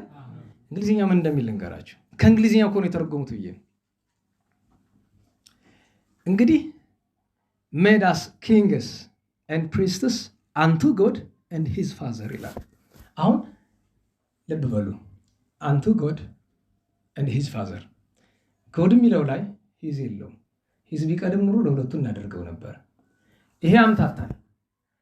ለጌታና ለአባቱ ተብሎ ነው የሚተረጎመው አይደል? እንግሊዝኛው ለናዋላችሁ ለጌታና ለአባቱ እንደ እንግሊዝኛው ከሄድንም እንኳን አሁን የኪንግ ጄምስ ቨርጂን የሚባለው ነው። ይሄ 16ኛው ክፍለ ዘመን መጨረሻ ጀምሮ የተተረጎመው ማለት ነው። መጽሐፍ ሲተረጎሙ ያለውን ተንኮል አንድ ብናቅ ደስ ይለኛል። ችግር ነው። አንድ ቃል አይደለም አንድ ሆሄ በማስገባት ያለውን ተንኮል እንዲያው ከመጣሁበት መንገድ ስቼ ነው ወደዚህ የገባሁኝ፣ ግን ወደ ጉዳይ እመለሳለሁ። ለሁሉም ወደ ጉዳያችን እንመለስና እነዚህን ሰዎች ሰለስቱ ደቂቅን የማስገደል አዋጅ የወጣበት ምክንያት ህልሙ ነው። ናቡከደነጾር ያየው ህልም ርዕሱ ዘወርቅ ነው። ራሱ የወርቅ ነው አይደለም? ደረቱና ክንዱ የምንድን ነው? የብር ነው። ወገቡ የምንድን ነው? የነሐስ ነው አይደለም? ብርት ይላል አይደለም? ጭኑ የምንድን ነው? የብረት ነው። እግሮቹሳ እኩሉ ብረት እኩሉ ሸክላ ነው። ናቡከደነጾር ከገናናነቱ የተነሳ ይህንን ዓለም እንደ ሰም አቅልጬ ቀጥሎ ምን እንደ ገል ቀጥቅጬ ገዛሁት፣ ከኔ ቀጥሎ የሚሾመው ከኔ ይበረታ ወይስ ደካማ ይሆን ብሎ ተመኘ። ይህንን ምኞቱን ምክንያት አድርጎ እግዚአብሔር ለዓለም የሚሰራውን ነገር ያሳየዋል። ምን ነው ናቡከደነጾር ኃጢአተኛ አይደለምን? ለምን የተቀደሰውን ነገር በሱ ገለጠው ትለኝ እንደሆነ በእርሱ አንደበት ሲሆን የበለጠ ይሰማልና ነው። አንድም በኋላ አምኖ የሚመለስ ነውና ይህንን ህልም አይቶ ሲነጋ ጠፋው። ለምን ጠፋው ትለኝ እንደሆነ የጧት እንቅልፍ ይወድ ነበርና። ታውቃላችሁ ህልም አይታችሁ ብንነብላችሁ ንቁና መልሳችሁ ተኙ። ታስታውሱት እንደሆነ ህልምን የሚያደርገው የተለየ ጸጋ ከሌላችሁ በቀር ጠፋው። ተርጎሞ ብቻ አይደለም ህልሙም ጠፋው። ጠቢባኑን ሰብስቦ አንዳንድ ጊዜ ጌቶች መሆን አንዳንድ ጊዜ ያስመኝ ይሆን ጌቶች መሆን እንደዚህ ሁሉ በእጁ ነው። ጠቢባኑን ሰብስቦ ምንድን ያለ እንደ ሕፃን ልጅ ህልሜንም አምጡ ትርጉሜንም አምጡ። እነሱ ደግሞ ምን አሉ? ንጉሥ ሆይ አንተ ከፈርዖን ትበልጣለህ፣ እኛስ ከዮሴፍ እናንሳለን። ፈርዖን እኮ ህልሙን ቢነግረው ነው ዮሴፍ የተረጎመ። ንገረን አሉት። ባይጠፋኝማ ነገራችሁ ነበራል፣ ጠፍቶኛል፣ አምጡ ዝም ብላችሁ ህልሚቱ ብለዋል። ዋናው ህልሙ የጠፋበትን ምክንያት ግን አልነገርኳችሁም። የዳንኤል አምላክ እግዚአብሔር ነው ያጠፋ። ለምን? የቅዱስ ዳንኤልን ክብር ሊገልጥ ፈልጉ። ጨነቃቸው ቢያርጉት ይሰሩት። ህልሜን ታመጣላችሁ ወይስ ብሎ አላችሁ። አይ በቃ 3 ቀን ስጠን አሉት። ኋላ ከአይምሮ ከጠፋ በኋላ ፈጥራችሁ ልትነግሩኝ አይሆን። አስወጣና በልልኝ አለ። መቼስ ችግር ነው። የናቡከደነጾርን ያጼ በካፋ ሰይፍ ችግር ነው። ሰይፍ ጨንገሩ ይባለው የለ። አስወጣና በላሉ። አንዲት ነገር ብሏቸዋል። ታዲያ ከዚህ ከማይዴ ተቀምጣችሁ የምትበሉ ፈረስ አይደላችሁ አትጋለቡ፣ በቅሎ አይደላችሁ አትሰግሩ፣ ጋሻ አይደላችሁ አይመከትባችሁ፣ ጦር አይደላችሁ አትወረወሩ፣ ምን ታረጉልኛላችሁ ያሰኛል አይደል? እናዋላችሁ አጠያየቁ የሱ ያልተገባ ሊሆን ቢችልም አንዳንዴ እኛ ለቤተክርስቲያን ግን በተለይ አገልጋዮች እናንተን አይመለከት ምንድነን እኛ ያቆን ቄስ እዚህ ያለ ነው ብቻ ላውሳ አስተማሪ ምናምን ተብለ ምንድነን እኛ ለእግዚአብሔር ማለት እግዚአብሔር ያዘዘንን የተቀመጠውን ስራ ዋናውን ስራ መስራት ካልቻለን ምንድነን ለኛ ለእግዚአብሔር ስለ ቤተክርስቲያንስ ለምእመናንስ ምንድነን? ሊገደሉ ሲጀምሩ ማን ይሰማል? ቅዱስ ዳንኤል ምንድነው እንዲህ ያለ አስጨናቂ ትእዛዝ አለ። እንደዚህ ተፈጥሮ እኔ ነግረዋለሁ አለ። ወስደው አስገቡት። የኔን ህልም ጠቢባን ሁሉ ያልቻሉትን አንተን የምትነግረኝ ብልጣሶር አለው። ስሙን ቀይሮ ብልጣሶር ብሎት የለም ዳንኤል ህልምን እንጂ እግዚአብሔር የሰጠው ይተረጉማል ብሎ አለው። ለነሱ የከለከለውን 3 ቀን ለሱ ሰጠው። ሰለስቱ ደቂቅን ጠርቶ ወገኖቼ መከራ መጥቷልና ሱባኤ እንግባ አላቸው። ሱባኤ ገቡ። ዳንኤል ገና ከጅምሩ የበቃ ነውና ዕለቱን ተገለጠለት። ነገር ግን ሱባኤ ሳይፈጽሙ መውጣት በጎ ልማድ አይደለምና 3 ቀኑን ጨርሶ ለነሱ በ3ኛው ቀን ተገለጠላቸው። ገባ፣ ህልሙን ነገረው። ንጉሥ ሆይ ከዕለታት በአንድ ቀን በልተህ ጠጥተህ የሀብታም ነገር ተኝተህ ተነስተህ በነጠላ ጫማ ይለዋል እኮ ነጠላ ጫማ አላችሁ? አተወለካ ሴቶች ናቸው ወንድሞቻችን። ነጠላ ጫማ የሚባለው እንዴት ያለው ነው? እግርን በሙሉ የሚያራቁተው ማለት ነው፣ ንፋስ እንዲያገኝ። ለምን የቀን ግስገሳ የሌሊት ዘለሳ መቼስ ጫማ ተለብሶ ችግር ነው። እና ነጠላ ጫማ ለብሰ በሰገነት ስትመላለስ የሴት ወይዘሮ የወንድ መኮንን ሲወድቅ ሲነሳ ሲታጠቅ ሲፈታ እንደ ቅጠል ሲረግፍ እንደ ግንድ ሲረበረብ እንደ ሻሽ ሲነጠፍልህ አየህ። ይህንን አይተህ ምኞት አደረብህ ከኔ በኋላ የሚሾመው ብለህ ተመኘ። የተመኙትን መግለጥ የመንፈስ ቅዱስ ልማድ ነውና እንዲህ ያሳይሃል። አንተ ካለህበት ሆነህ እሱ አንተን ያህል የምታየው ምስል ረጅም ሆኖ ራሱ የወርቅ ደረቱና ክንዱ የብር ወገቡ የነሐስ ጭኖቹ የብረት እግሮቹ እኩሉ የብረት እኩሉ የሸክላ ህልም አየ። አንተ እሱን እያየው እሱ አንተን እያየ ድንገት ከረጅም ተራራ የሰው እጅ ሳይፈነቅለው ድንጋይ መጥቶ ከላይ ከወርቁ ጀምሮ ሲያደቀው አየ። እሱን አድቅቆ በመላው ዓለም ሲመላ ዓለምን ሲገዛ ያ አለት አየኸው ብሏል። አዎ ህልሜ እሱ ነው፣ ትርጓሜውን አምጣ አለው። ርዕሱ ዘወርቅ የተባልክ አንተ ነህ አለ። ውዳሴ ከንቱ እንዳይመስላችሁ እውነት ነው። ናቡከደነፆር ያለ ንጉሥ አልተነሳም በኃይል ከሆነ ወይም የባቢሎን መንግስት ነው። ደረቱ የተባለ የሜዶን ከዚያ የፋርስ ከዚያ የጽር ከዛ የሮም እያለ ነገረው። መጨረሻው ረጅም ተራራ እሱ አላለውም። ዛሬ ግን ሲተረጎም በአዲስ ኪዳን እመቤታችን ያኔ ስላልተወለደች መቼም እመቤታችን ብሎ ስለማይተረጉም ረጅም ተራራ የተባለች ማናት? እንዴት ባላችሁ? ደብረ ነባቢት የምትባለ ረጅም ተራራ ማናት? ኧረ ንገሩኝ፣ በደንብ ንገሩኝ። ተራራ አላት። ተራራ ከምድር ከፍ ከሰማይ እመቤታችን መልዕልተ ፍጡራን መትተ ፈጣሪ ስለሆነች። ሁለተኛ ረጅም አለ ገናና ክብሯን ልዕልት ይላል። ልዑል ማለት ከፍተኛ ማለት አይደለም፣ ልዕልት ናት ሲል ነው። ከዚያ ደግሞ ሶስተኛ ነገር የምንነገረን ደንጊያ እዚያ ላይ ነበር አለ። የተፈነቀለው የሰዎች ሳይነካው አይደለም፣ የሰዎች ሳይፈነቅለው ነው የመጣ ያድንጊያ አይደለም። እመቤታችን በሕቱም ድንግልና እዚያ አይደል አባ ሕርያቆስ ዛሬ የተቀደሰበት ምክንያት እኮ እሱን አይደለም። ጽንስ ምስለ ድንግልና ዘኢሳይያስ በኩርና እንበለ ሩካቤ ዘዳንኤል ብሎ ስለሚያመጣው ያንን አድቅቆ በመላው ዓለም ሲመላ ማያትህ እነዚህ ሁሉ ምድራውያን ነገስታት ናቸው። እነዚህ ሁሉ ነገስታት አጥፍቶ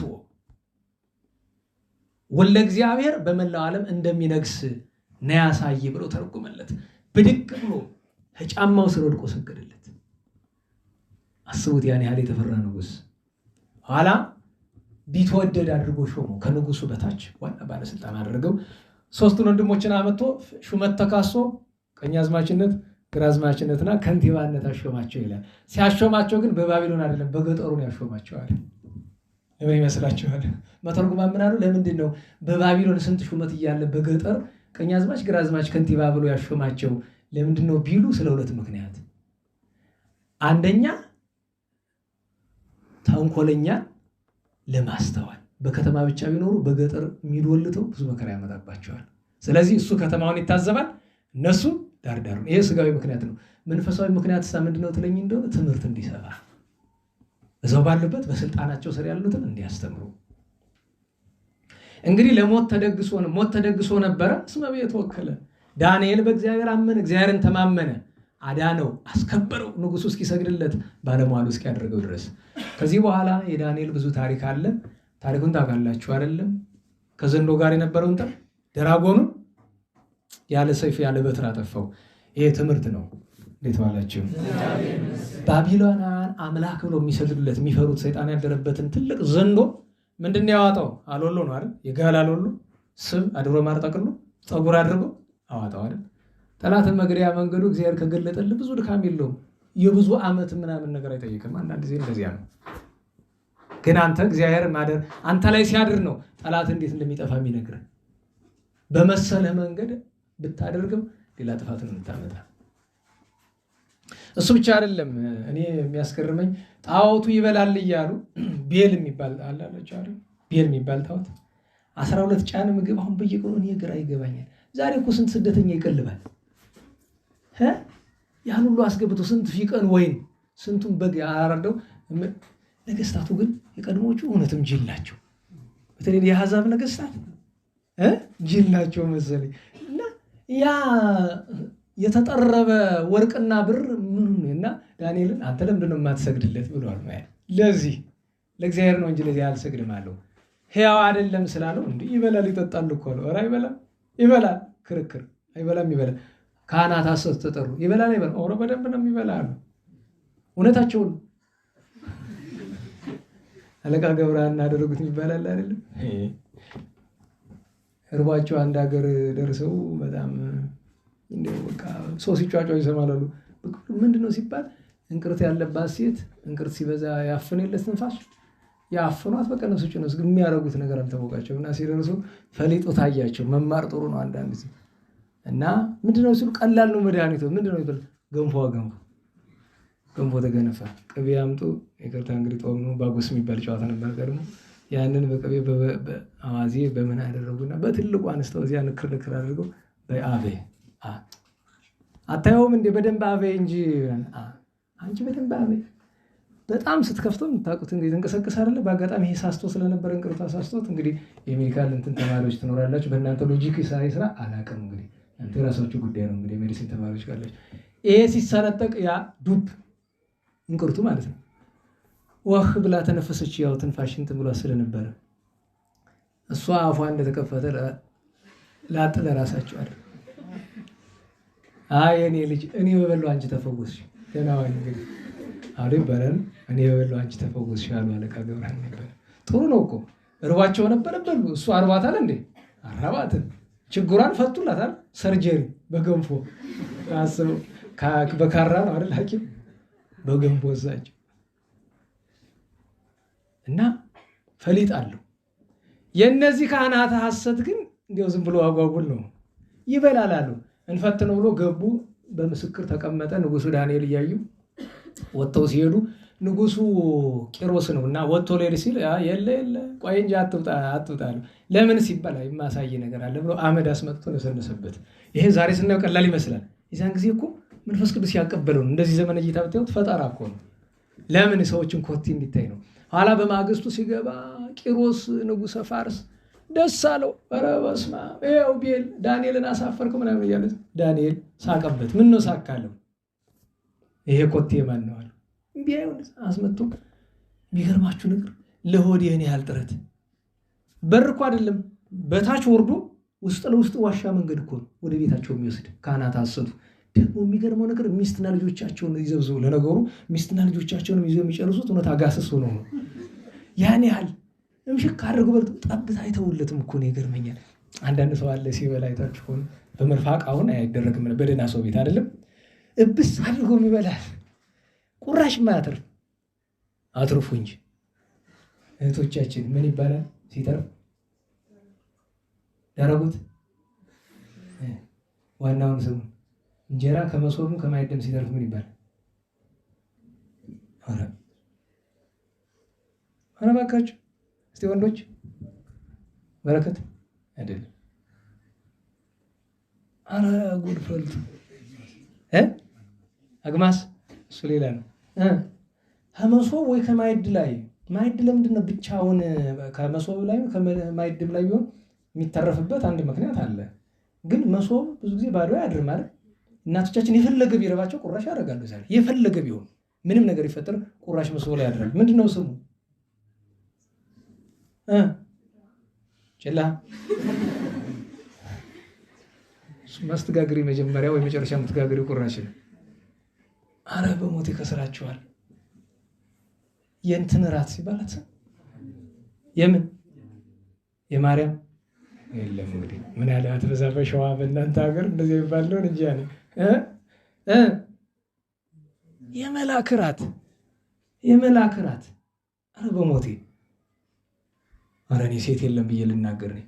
እናቶቻችሁን ሄዳችሁ ጠይቋቸው እስኪ የመላክ ራት አታውቁም? ከስረናል። እነዚህ ሰዎች የመላክ ራት እንኳን አይተው እብስ አድርገው በልተው ነው የሚሄዱ። አይጣል ነው ሺህ ጊዜ ቢርም እኮ ትንሽ ይተረፋል። እንደው ጠብታ ምትወል ጉራሽ ያክል ለሁሉም እነሱ ክፉ አስበው ነበረ። ምክንያቱም ዳንኤልን ሊያሰግዱት አስበው። ከዚህ ሁሉ በኋላ ግን እነሱ ወጥተው ዘንዶም ተገደለባቸው ማለት እንገለዋለን ስጠና አሉት ቂሮስን። የለም በፍትህን ያጠፋቸው አልሰጣችሁም አላቸው። እንኪያስ አንተ እንደውም እንገልህ አሉት። ተጨነቀው አሳልፎ ሰጣቸው። ለአንበሳ ጣሉት። በአንበሳ ጉድጓድ ውስጥ 7 ቀን አስራዋቸው አይደል? በነገራችን ላይ ቀላል ነገር ይመስለናል። እኔ እንዴት እንደሆነ አላውቅም። አንዳንድ ጊዜ መጽሐፍ ቅዱስ ውስጥ ታነቦ እዚያ አንቀጽ ላይ ስትደርሱ ማድነቅ ይገባል።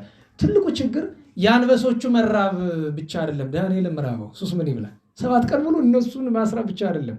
እሱስ መቼም ይረባው ብሎ አያዝኑለትም። ሊያዝኑለትም አይችሉም። ምክንያቱም አንበሳ በልቶታል ብለው ነው የሚያስበው። 7 ቀን ሙሉ የሚያሳዝነው ነገር አንበሶቹም ራባቸው፣ እሱም ራበው። ጌታዬ ብሎ ሲለምን ቅዱስ ሚካኤል ወርዶ በፍልስጤም ድንበር ላይ ዕንባቆምን ለአጫጆች ይዞ ሲሄድ በእህል የሚወሰድበት እንጀራ በምንድን ነው የሚያዝ? የወንዶች መለሱት። በምንድን ነው ያሉ? አገልግል ታውቃላችሁ? ክብ ነው አራት ማዕዘን? በነገራችን ላይ አራት ማዕዘንም አለ። ያው አሁን ጠፍቶ ነው እንጂ ዋናው ግን ክብ ነው። ያን ይዞ ሲሄድ መልአከ እግዚአብሔር ፊት ለፊት ተገለጠለት። ነቢየ እግዚአብሔር ቅዱስ ዕንባቆም አንተ አለው ሄድ ወንድምህ ዳንኤል ርቦታል አብላው አለው። ወዴት አለው? በባቢሎን በአናብስት ጉድጓድ ውስጥ አለው። አይ ጌታዬ ባቢሎንን አላውቃትም የአንበሳም ጉድጓድ አላየሁም አለው። እና እኔ ያሳይሃለሁ ብሎ ወነሶ በሠርተ ደማዊል አለ በጠጉር ጉታና ብድግ አድርጎ ወስዶ እንዳይነ ጥቅሻ ከፍልስጤም ድንበር ባቢሎን ደግሞ እንደታተመ አስገባው። አብልቶ አጠጥቶት ድንቅ ድንቅ ታምራት ናቸው። አንደኛ አበላው፣ አጠጣው፣ አጽናናው። አይዞ እግዚአብሔር ካንተ ጋር ነው አለው ዳንኤልና አንድ አጠገበው። ጠግቦ ሲያልቅ ዕንባቆም አገልግሏ ተዘግታ መልሶ ይዟት እንዳይነ ጥቅሻ መልሶ መልአከ እግዚአብሔር ወደ ፍልስጤም ሲያደርሰው ያ የተበላለት አገልግል አልጎደለም፣ በታምራት እንደነበረ ሆኗል። ለአጫጆቹ ደግሞ ስለሚያስፈልጋቸው አንድ ሁለተኛ ሲገባም ሲወጣም እንደታተመ ነው። ይህም ምስጢር ነው አባ ጊዮርጊስ እንደተረጎመው እመቤታችን ማኅተመ ድንግልና እንዳልተለወጠ ያሳያል። ዕንባቆም የጌታ ምሳሌ ነው። ግባ አናብስት የእመቤታችን የማኅተመ ድንግልናዋ ምሳሌ ነው። ከዚያ እሺ ቅዱስ ዳንኤልማ ተመገበ። አንበሶቹ ምን ይብሉ? እራታቸው ዳንኤል የነበረ ራሱ እግዚአብሔር ምን እንዲመገቡ አደረጋቸው? ልክ እንደ ገብረ መንፈስ ቅዱስ አንበሶች የቅዱስ ዳንኤልን እግሩ የረገጠውን ትቢያ እየላሱ እንደ 7 ቀን ሙሉ እንደ ምግብ አድርጎላቸው። ለዚያ ነው ዛዳ አንኮ ለዳንኤል ማፈ አናብስት ወለሶስና መደረበናት ለሰለስቱ ደቂቅ ሆነ ሰዓት ወለሰማይታት ማፈ መጥባይት ይላል። መልክአ ሚካኤል ላይ ምንድን ነው የሚለው? መልክአ ገብርኤልም ላይ አለ። ሚካኤል ክቡር ሊቀ ካህናት አድነነ እግዚኦ እምዕለት ኪት ወባልሐነም ኩሉ መንሱት። ካህናትን በመልክአ ቁርባን ያደርሱታል። ከአንበሳ ጉድጓድ ቂሮስ መጣ እያለቀሰ ሞቷል ብሎ አስቦ ነበረ። አንበሶች እግሩን ሲልሱ አንበሶችን ድመት ያደረገ የዳንኤል አምላክ ይክበር ይመስገን ብሎ ሰገደ። አንድ የሚያስገርመኝ ነገር እነዚያ ቅዱስ ዳንኤል ወደ አንበሳ ጉድጓድ እንዲወረወር ያደረጉ ክፉ ሰዎች ነገሩ በጣም ስላናደዳቸው ንጉሶ ያሉት እነዚህ እስራኤላውያን እኮ መተተኞች ናቸው፣ በስራይ እኮ ነው ብሎ አሉት።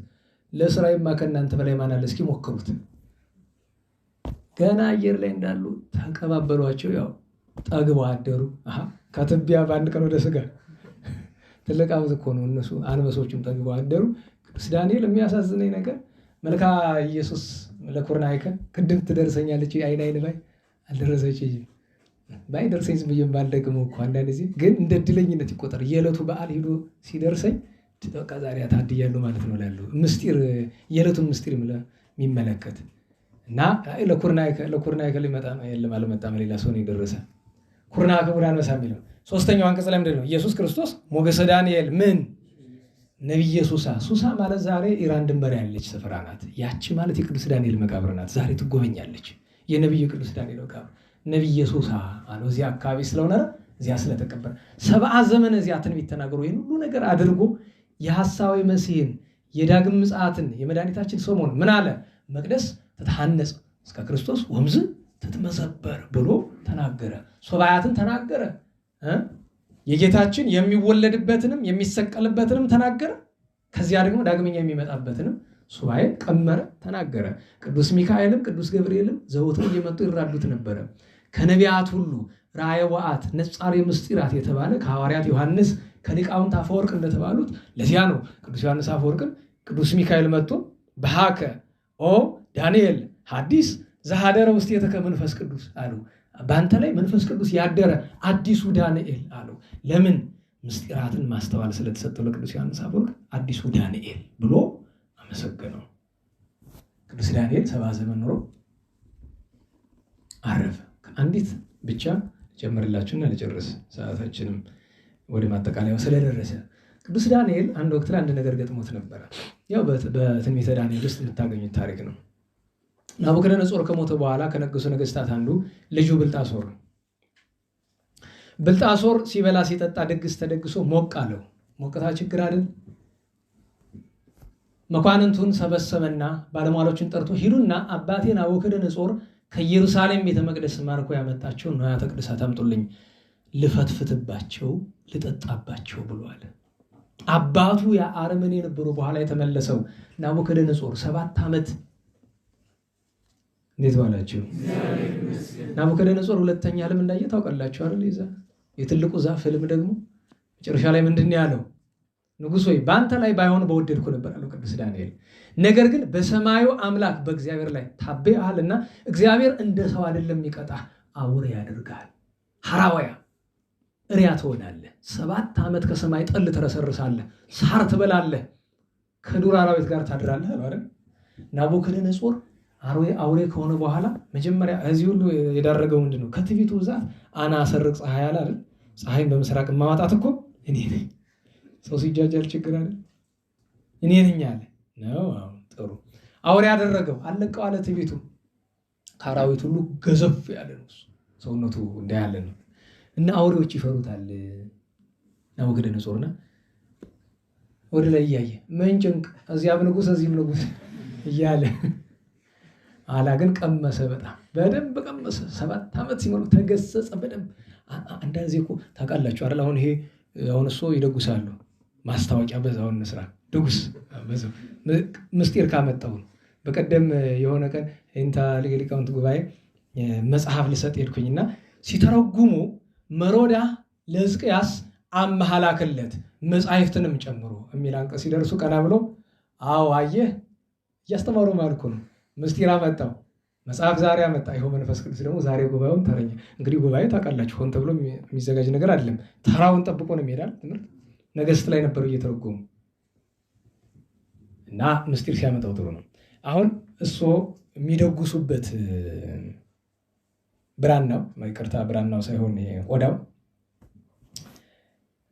ለዚያ ለመብቃት ብዙ ነገር ያልፋል አይደል? ጥቅልል ብሎ የሚገልጠው አንድ ቃል አለ አይደል? ያ ቆዳ ለሙያ የሚበቃው ምን ብሎ ነው? ለፍቶ። ምን ብሎ ነው? ታሽቶ ለፍቶ። በቃ ያን ሁሉ አልፎ ነው በማለት ቀደደና ሰንብት ነው። ናቡከደነፆር በደንብ ታሽቶ ለፍቶ በ7 ዓመቱ ልብ ገዝቶ ተመለሰ። ልዑል ነገስታትን የሚሾም የሚሽር ልዑል እግዚአብሔር ይመስገን ብሎ ተመለሰ። ወደሽን ቆማቴ ንጉሥ ትመርቂ ያሉ አባቶቻችን ታሪኩ አለው ራሱ የዛሬ 80-90 ዓመት አካባቢ የተባለ ተረት ነው። ለሁሉም አንዱ ይሄ ነው። ሁለተኛው የእሱ ልጅ ብልጣሶር ግን አምጡልኝ አለ። እግዚአብሔር ታግሶ አባቱን እንደዛ እንደቀጠው ያላስተዋለ ደንቆሮ ይቅርታ ሰውየውን ነው ደግሞ የሚሰሙ ሰዎች እነሱ እንዳይመስላቸው ብልጣሶርን ነው። ስለዚህ ለምን በቤተ መቅደስ ንዋያተ ቅድሳት ፈተፈተባቸው፣ ጠጣባቸው? ነው እኮ ነው በጣም ያን ጊዜ ከፊት ለፊቱ ካለው ግድግዳ ላይ መልአከ እግዚአብሔር መጥቶ እጅ ብቻ ነው የሚያሳያቸው። እጅ እያሳየ 3 ጽሑፍ ምን ምትል። በነገራችን ላይ ማኔቴቄል ፋሬስ የሚለው ግዕዝ ነው አይደለም? እናንተን አይደለም፣ እናንተ ታውቃላችሁ። ማኔቴቄል ፋሬስ ግዕዝ ነው አይደለም? አይደለም። ከቋንቋ ሲመለስ ቀጥታ ስለመጣ ነው ማለት አማርኛው ሲተረጉም ከግዕዝ አማርኛ መጽሐፍ ቅዱስ ይሄኛው የኛው ሳይሆን ያኛው 66ቱ ከግዕዝ እንዳልተረጎም ታውቁት ነው። ቀጥታ ከሌላ ነው። ማኔቴቄል ፋሬስ በግዕዝ የሚነግረኝ ሰው ሸልመዋለሁ። ማኔ ምን ማለት ነው? ተመዘንክ። እሺ ቴቄል ምንድን ነው? ቀለ ተገኘ። ፋሬስ ምንድን ነው? ለፋርስ መንግስት ተላልፋ ተሰጠች ነው። ምጡን አትሉኝም? ድሉ ከዚህ መጨረሻዋ ምንድን ናት? ምጡ። ተመዘንክ፣ ቀለ ተገኘ፣ ሙያ አልተገኘብህም። በዚያ ጊዜ ልቡ ደነገጠና ማንም ይተረጉምልኝ አለ። ይሄን ለሚተረጉምልኝ የመንግስቴን እኩሌታ ሰጠዋለሁ ብሎ አለ። ማን ይተረጉም? ከዚያ እናቱ ነበረችና እዚያ ስፍራ መጣ። ይህን ማንም ሊተረጉምልህ አይችልም። የሰማይ አምላክ መንፈስ ያደረበት በአባት ዘመን እጅግ ክቡር የነበረ ዳንኤል የሚባል ሰው አለ። እሱን አምጣውና እሱ ይተረጉምልህ አለችው። አስመጣው። አንተ ትተረጉማለህ፣ ከተረጎምከው የመንግስቴን እኩሌታ ሰጠዋለሁ አለ። የመንግስት እኩሌታ ሌላውም ለአንተ ይሆን አልፈልግም፣ ይህን ግን ተረጉምልሃለሁ። በእግዚአብሔር ንዋያተ ቅድሳት ላይ በድለሃልና እግዚአብሔር መዘነህ፣ ቀለ ተገኘ፣ ለጠላት ለፋርስ አሳልፎ መንግስትን ሰጠ። ዛሬ ሌሊት ትሞታለህ አለው። ወርቅ አልብሱልኛል ሆነ ስለነገረው አልቀረም፣ ተገሎ አደረ። መንግስቱ ለነ ዳርዮስ ለነ ቂሮስ ተሰጠ። ቅዱስ ዳንኤል እንዲህ ሲያደርግ ኖሮ ነው ያረፈ። እግዚአብሔር በረከቱን ያሳድርብን። ማጠቃለያችን ምንድን ነው? መቼስ ሆኖም ቀርቶም መተማመን በእግዚአብሔር ነው ለማለት ነው። የቅዱስ ዳንኤልን በረከት የቅዱስ ዳዊትን ሀብት ተሳትፈን ግን ምን ለማለት ነው? መተማመን በማን ነው? ማመን ማንን ነው? ተስፋ ማድረግ ማንን ነው?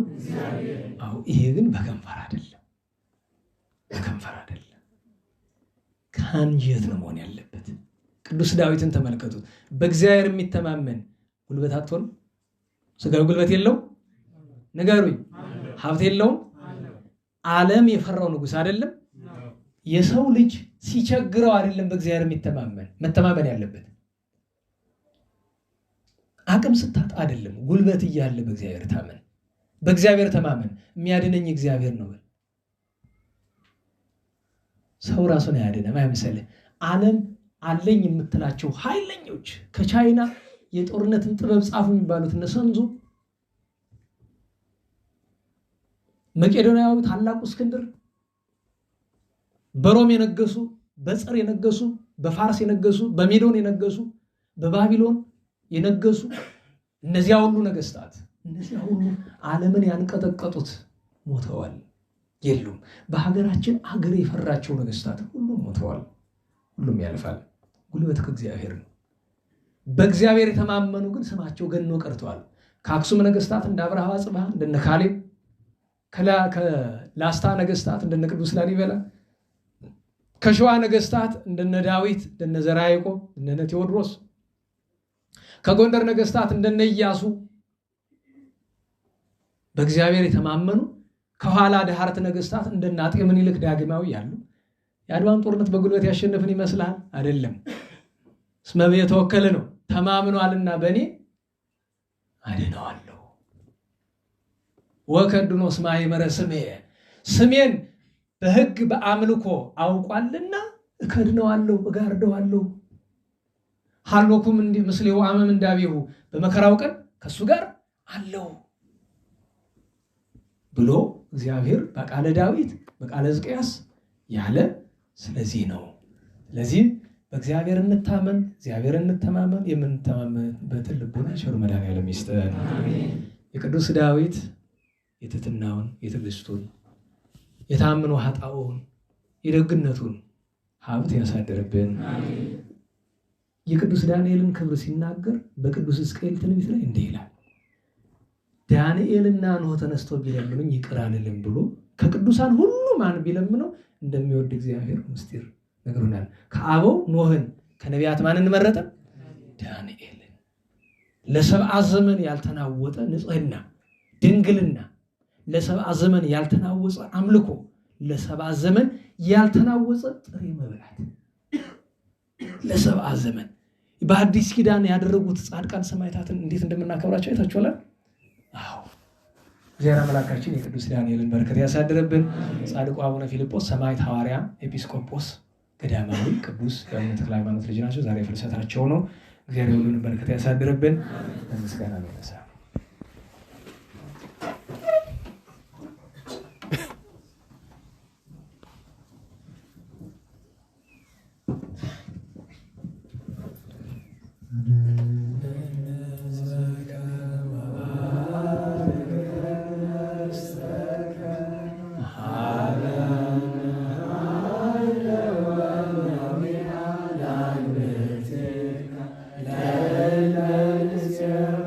Yeah.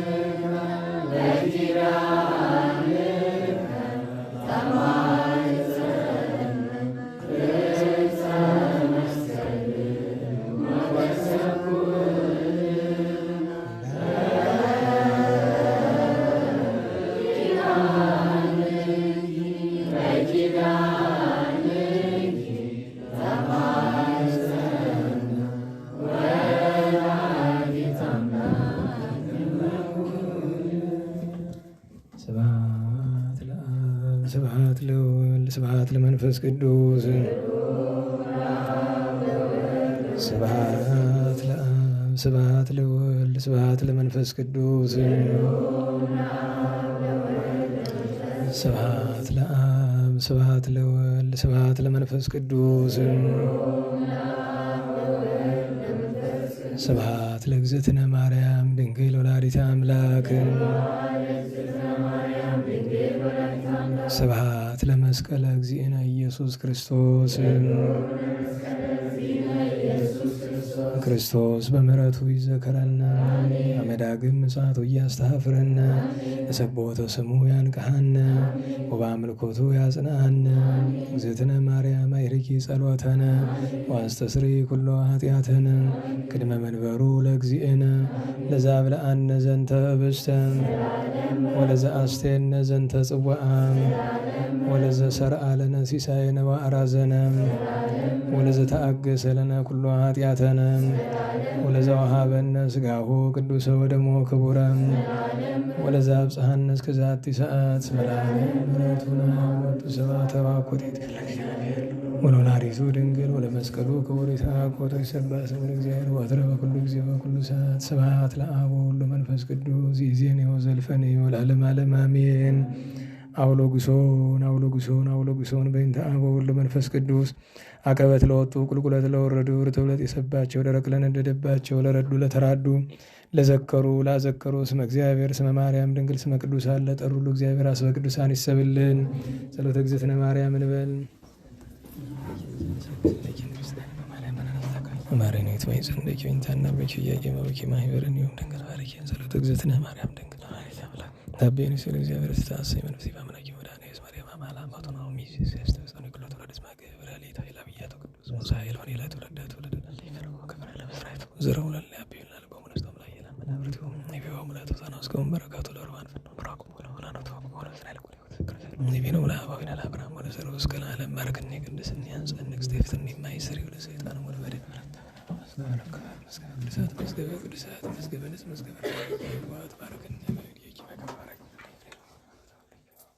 ለአበዊነ ለአባ ሕርያቆስ ለበለየ ሰብ የተለመነች እመቤታችን ለእኛም ትለመነ። ከልጅ ወዳጇን ማልዳት አማልደን እናቱን በምሕረት ቁጣውን በትዕግስት ይላክልን። ለመምህራችን ቃለ ሕይወት ያሰማልን። አገልግሎት ዘመናቸውን ይባርክልን። ለቅዱስ ዳንኤል ጭፍቅንናውን ብርታቱን ማስተዋሉን አድሎ መንፈስ ቅዱስ በሱ ላይ አድሮ እግዚአብሔር አምላክ ራሱን ከፍ ያደረገው ራሱን ተራራ ያደረገው ናቡከደነጾር ዝቅ ያለለት በባሪያነቱ ከቤተ መንግስቱ ወጣለሁ ከስራ እፈናቀላለሁ ምቾቴን አጣለሁ ብሎ እውነትን ከመናገር ወደ ኋላ ያላለ ቅዱስ ዳንኤል እንዲሁም መከራ ሲደርስበት አንበሳዎች አብረው ከሱ ጋር ሲያድሩ ሲውሉ እንደ በግ እንደ ቤት እንስሳት የሆኑለት ቅዱስ ዳንኤል መምህራችንም እንዲሁ ቅዱስ ቤተክርስቲያን ከክፉ ነገር ቅዱስ ዳንኤልን የጠበቀው እግዚአብሔር አምላካችን ከተለያየ ፈተና ጠብቆ ብዙዎችን ከጨለማ ወደ ብርሃን እንዲያወጡ ቅዱስ ቤተክርስቲያን ጤናቸውን ታድልልን። እኛም ማስተዋሉን አድሎ ወደዚህ ወደ ቅዱስ ቦታው መተን ቃሉን እንድንሰማ የፈቀደልን ፈጣሪ ከምንም በላይ ፍጻሜ ነውና ፍጻሜያችን ያሳምርልን። ቤታችን ከክፉ ነገር ትጠብቀን። ቃለ ሕይወት ያሰማልን። ሰላም ያሳድረን። ከቅዱሳን አባቶቻችን ከሰማይ ረድኤት በረከት ያሳትፈን። ሱባኤያችን በሰላም ያስፈጽመን።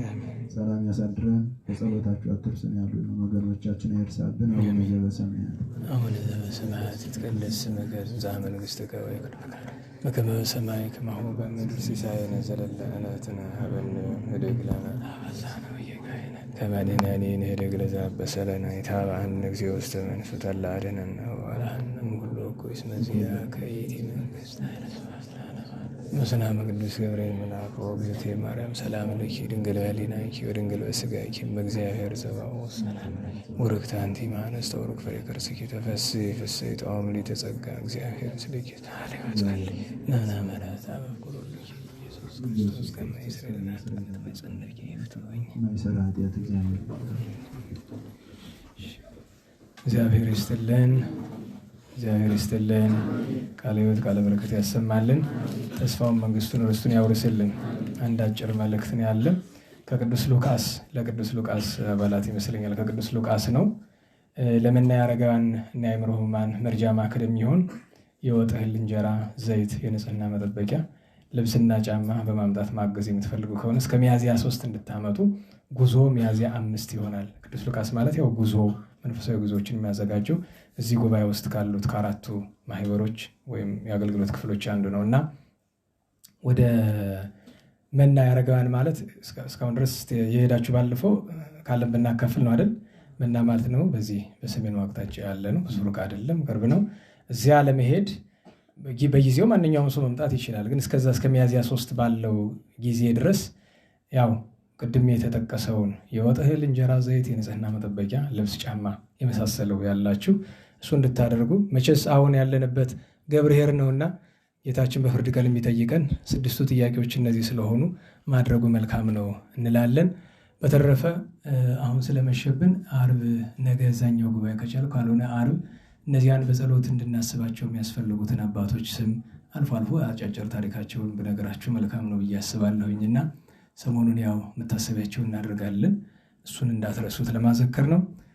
ቸሩ መድኃኔዓለም በሰላም አስጀምሮ በሰላም እንዳስፈጽመን እንቅፋት ሳይመታን ሾህ ሳይወገን ኃጢአት ሳይሰለጥንብን በደልም ሳይገዛን የብርሃን መላእክት በፊት በኋላ በቀኝ በግራ እየጠበቁን ለጊዜ ወደ የቤታችን ለፍጻሜው ተስፋ ወደምናደርጋት መንግሥተ ሰማያት ከተከፈተች ገነት ከተነጠፈች ረፍት ከአባቶቻችን ርስቱላችን በሰላም ያደርሰን። መዝሙሩን ያው የቸኮላችሁ መሄድ ትችላላችሁ። እዚህ የምንቆይ ሰዎች ዝማሬ ዳዊት የሚለውን እንዘምራለን። ስብሐት ለእግዚአብሔር ልዑል ወለወላዲቱ ድንግል ወለመስቀሉ ክቡር ጾስ ኃይል አሜን።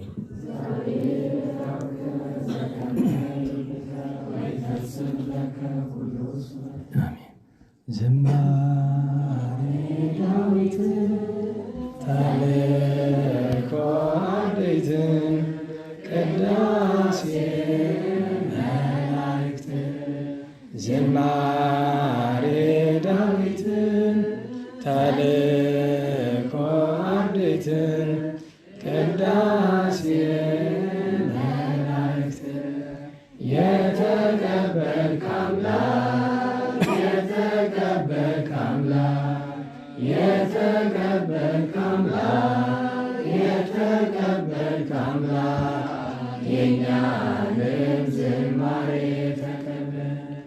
የተቀበልክ አምላክ የተቀበልክ አምላክ የተቀበልክ አምላክ የተቀበልክ አምላክ የእኛንም ዝማሬ የቅዱስ ዳዊት ሀብቱ ነቢያት በረከታቸውን ያሳድርብን። የዛሬው ዳግሚያ ትንሣኤ በኋላ ባለው ሐሙስ ነው የምንገናኝ። በሰላም ያሳድረን።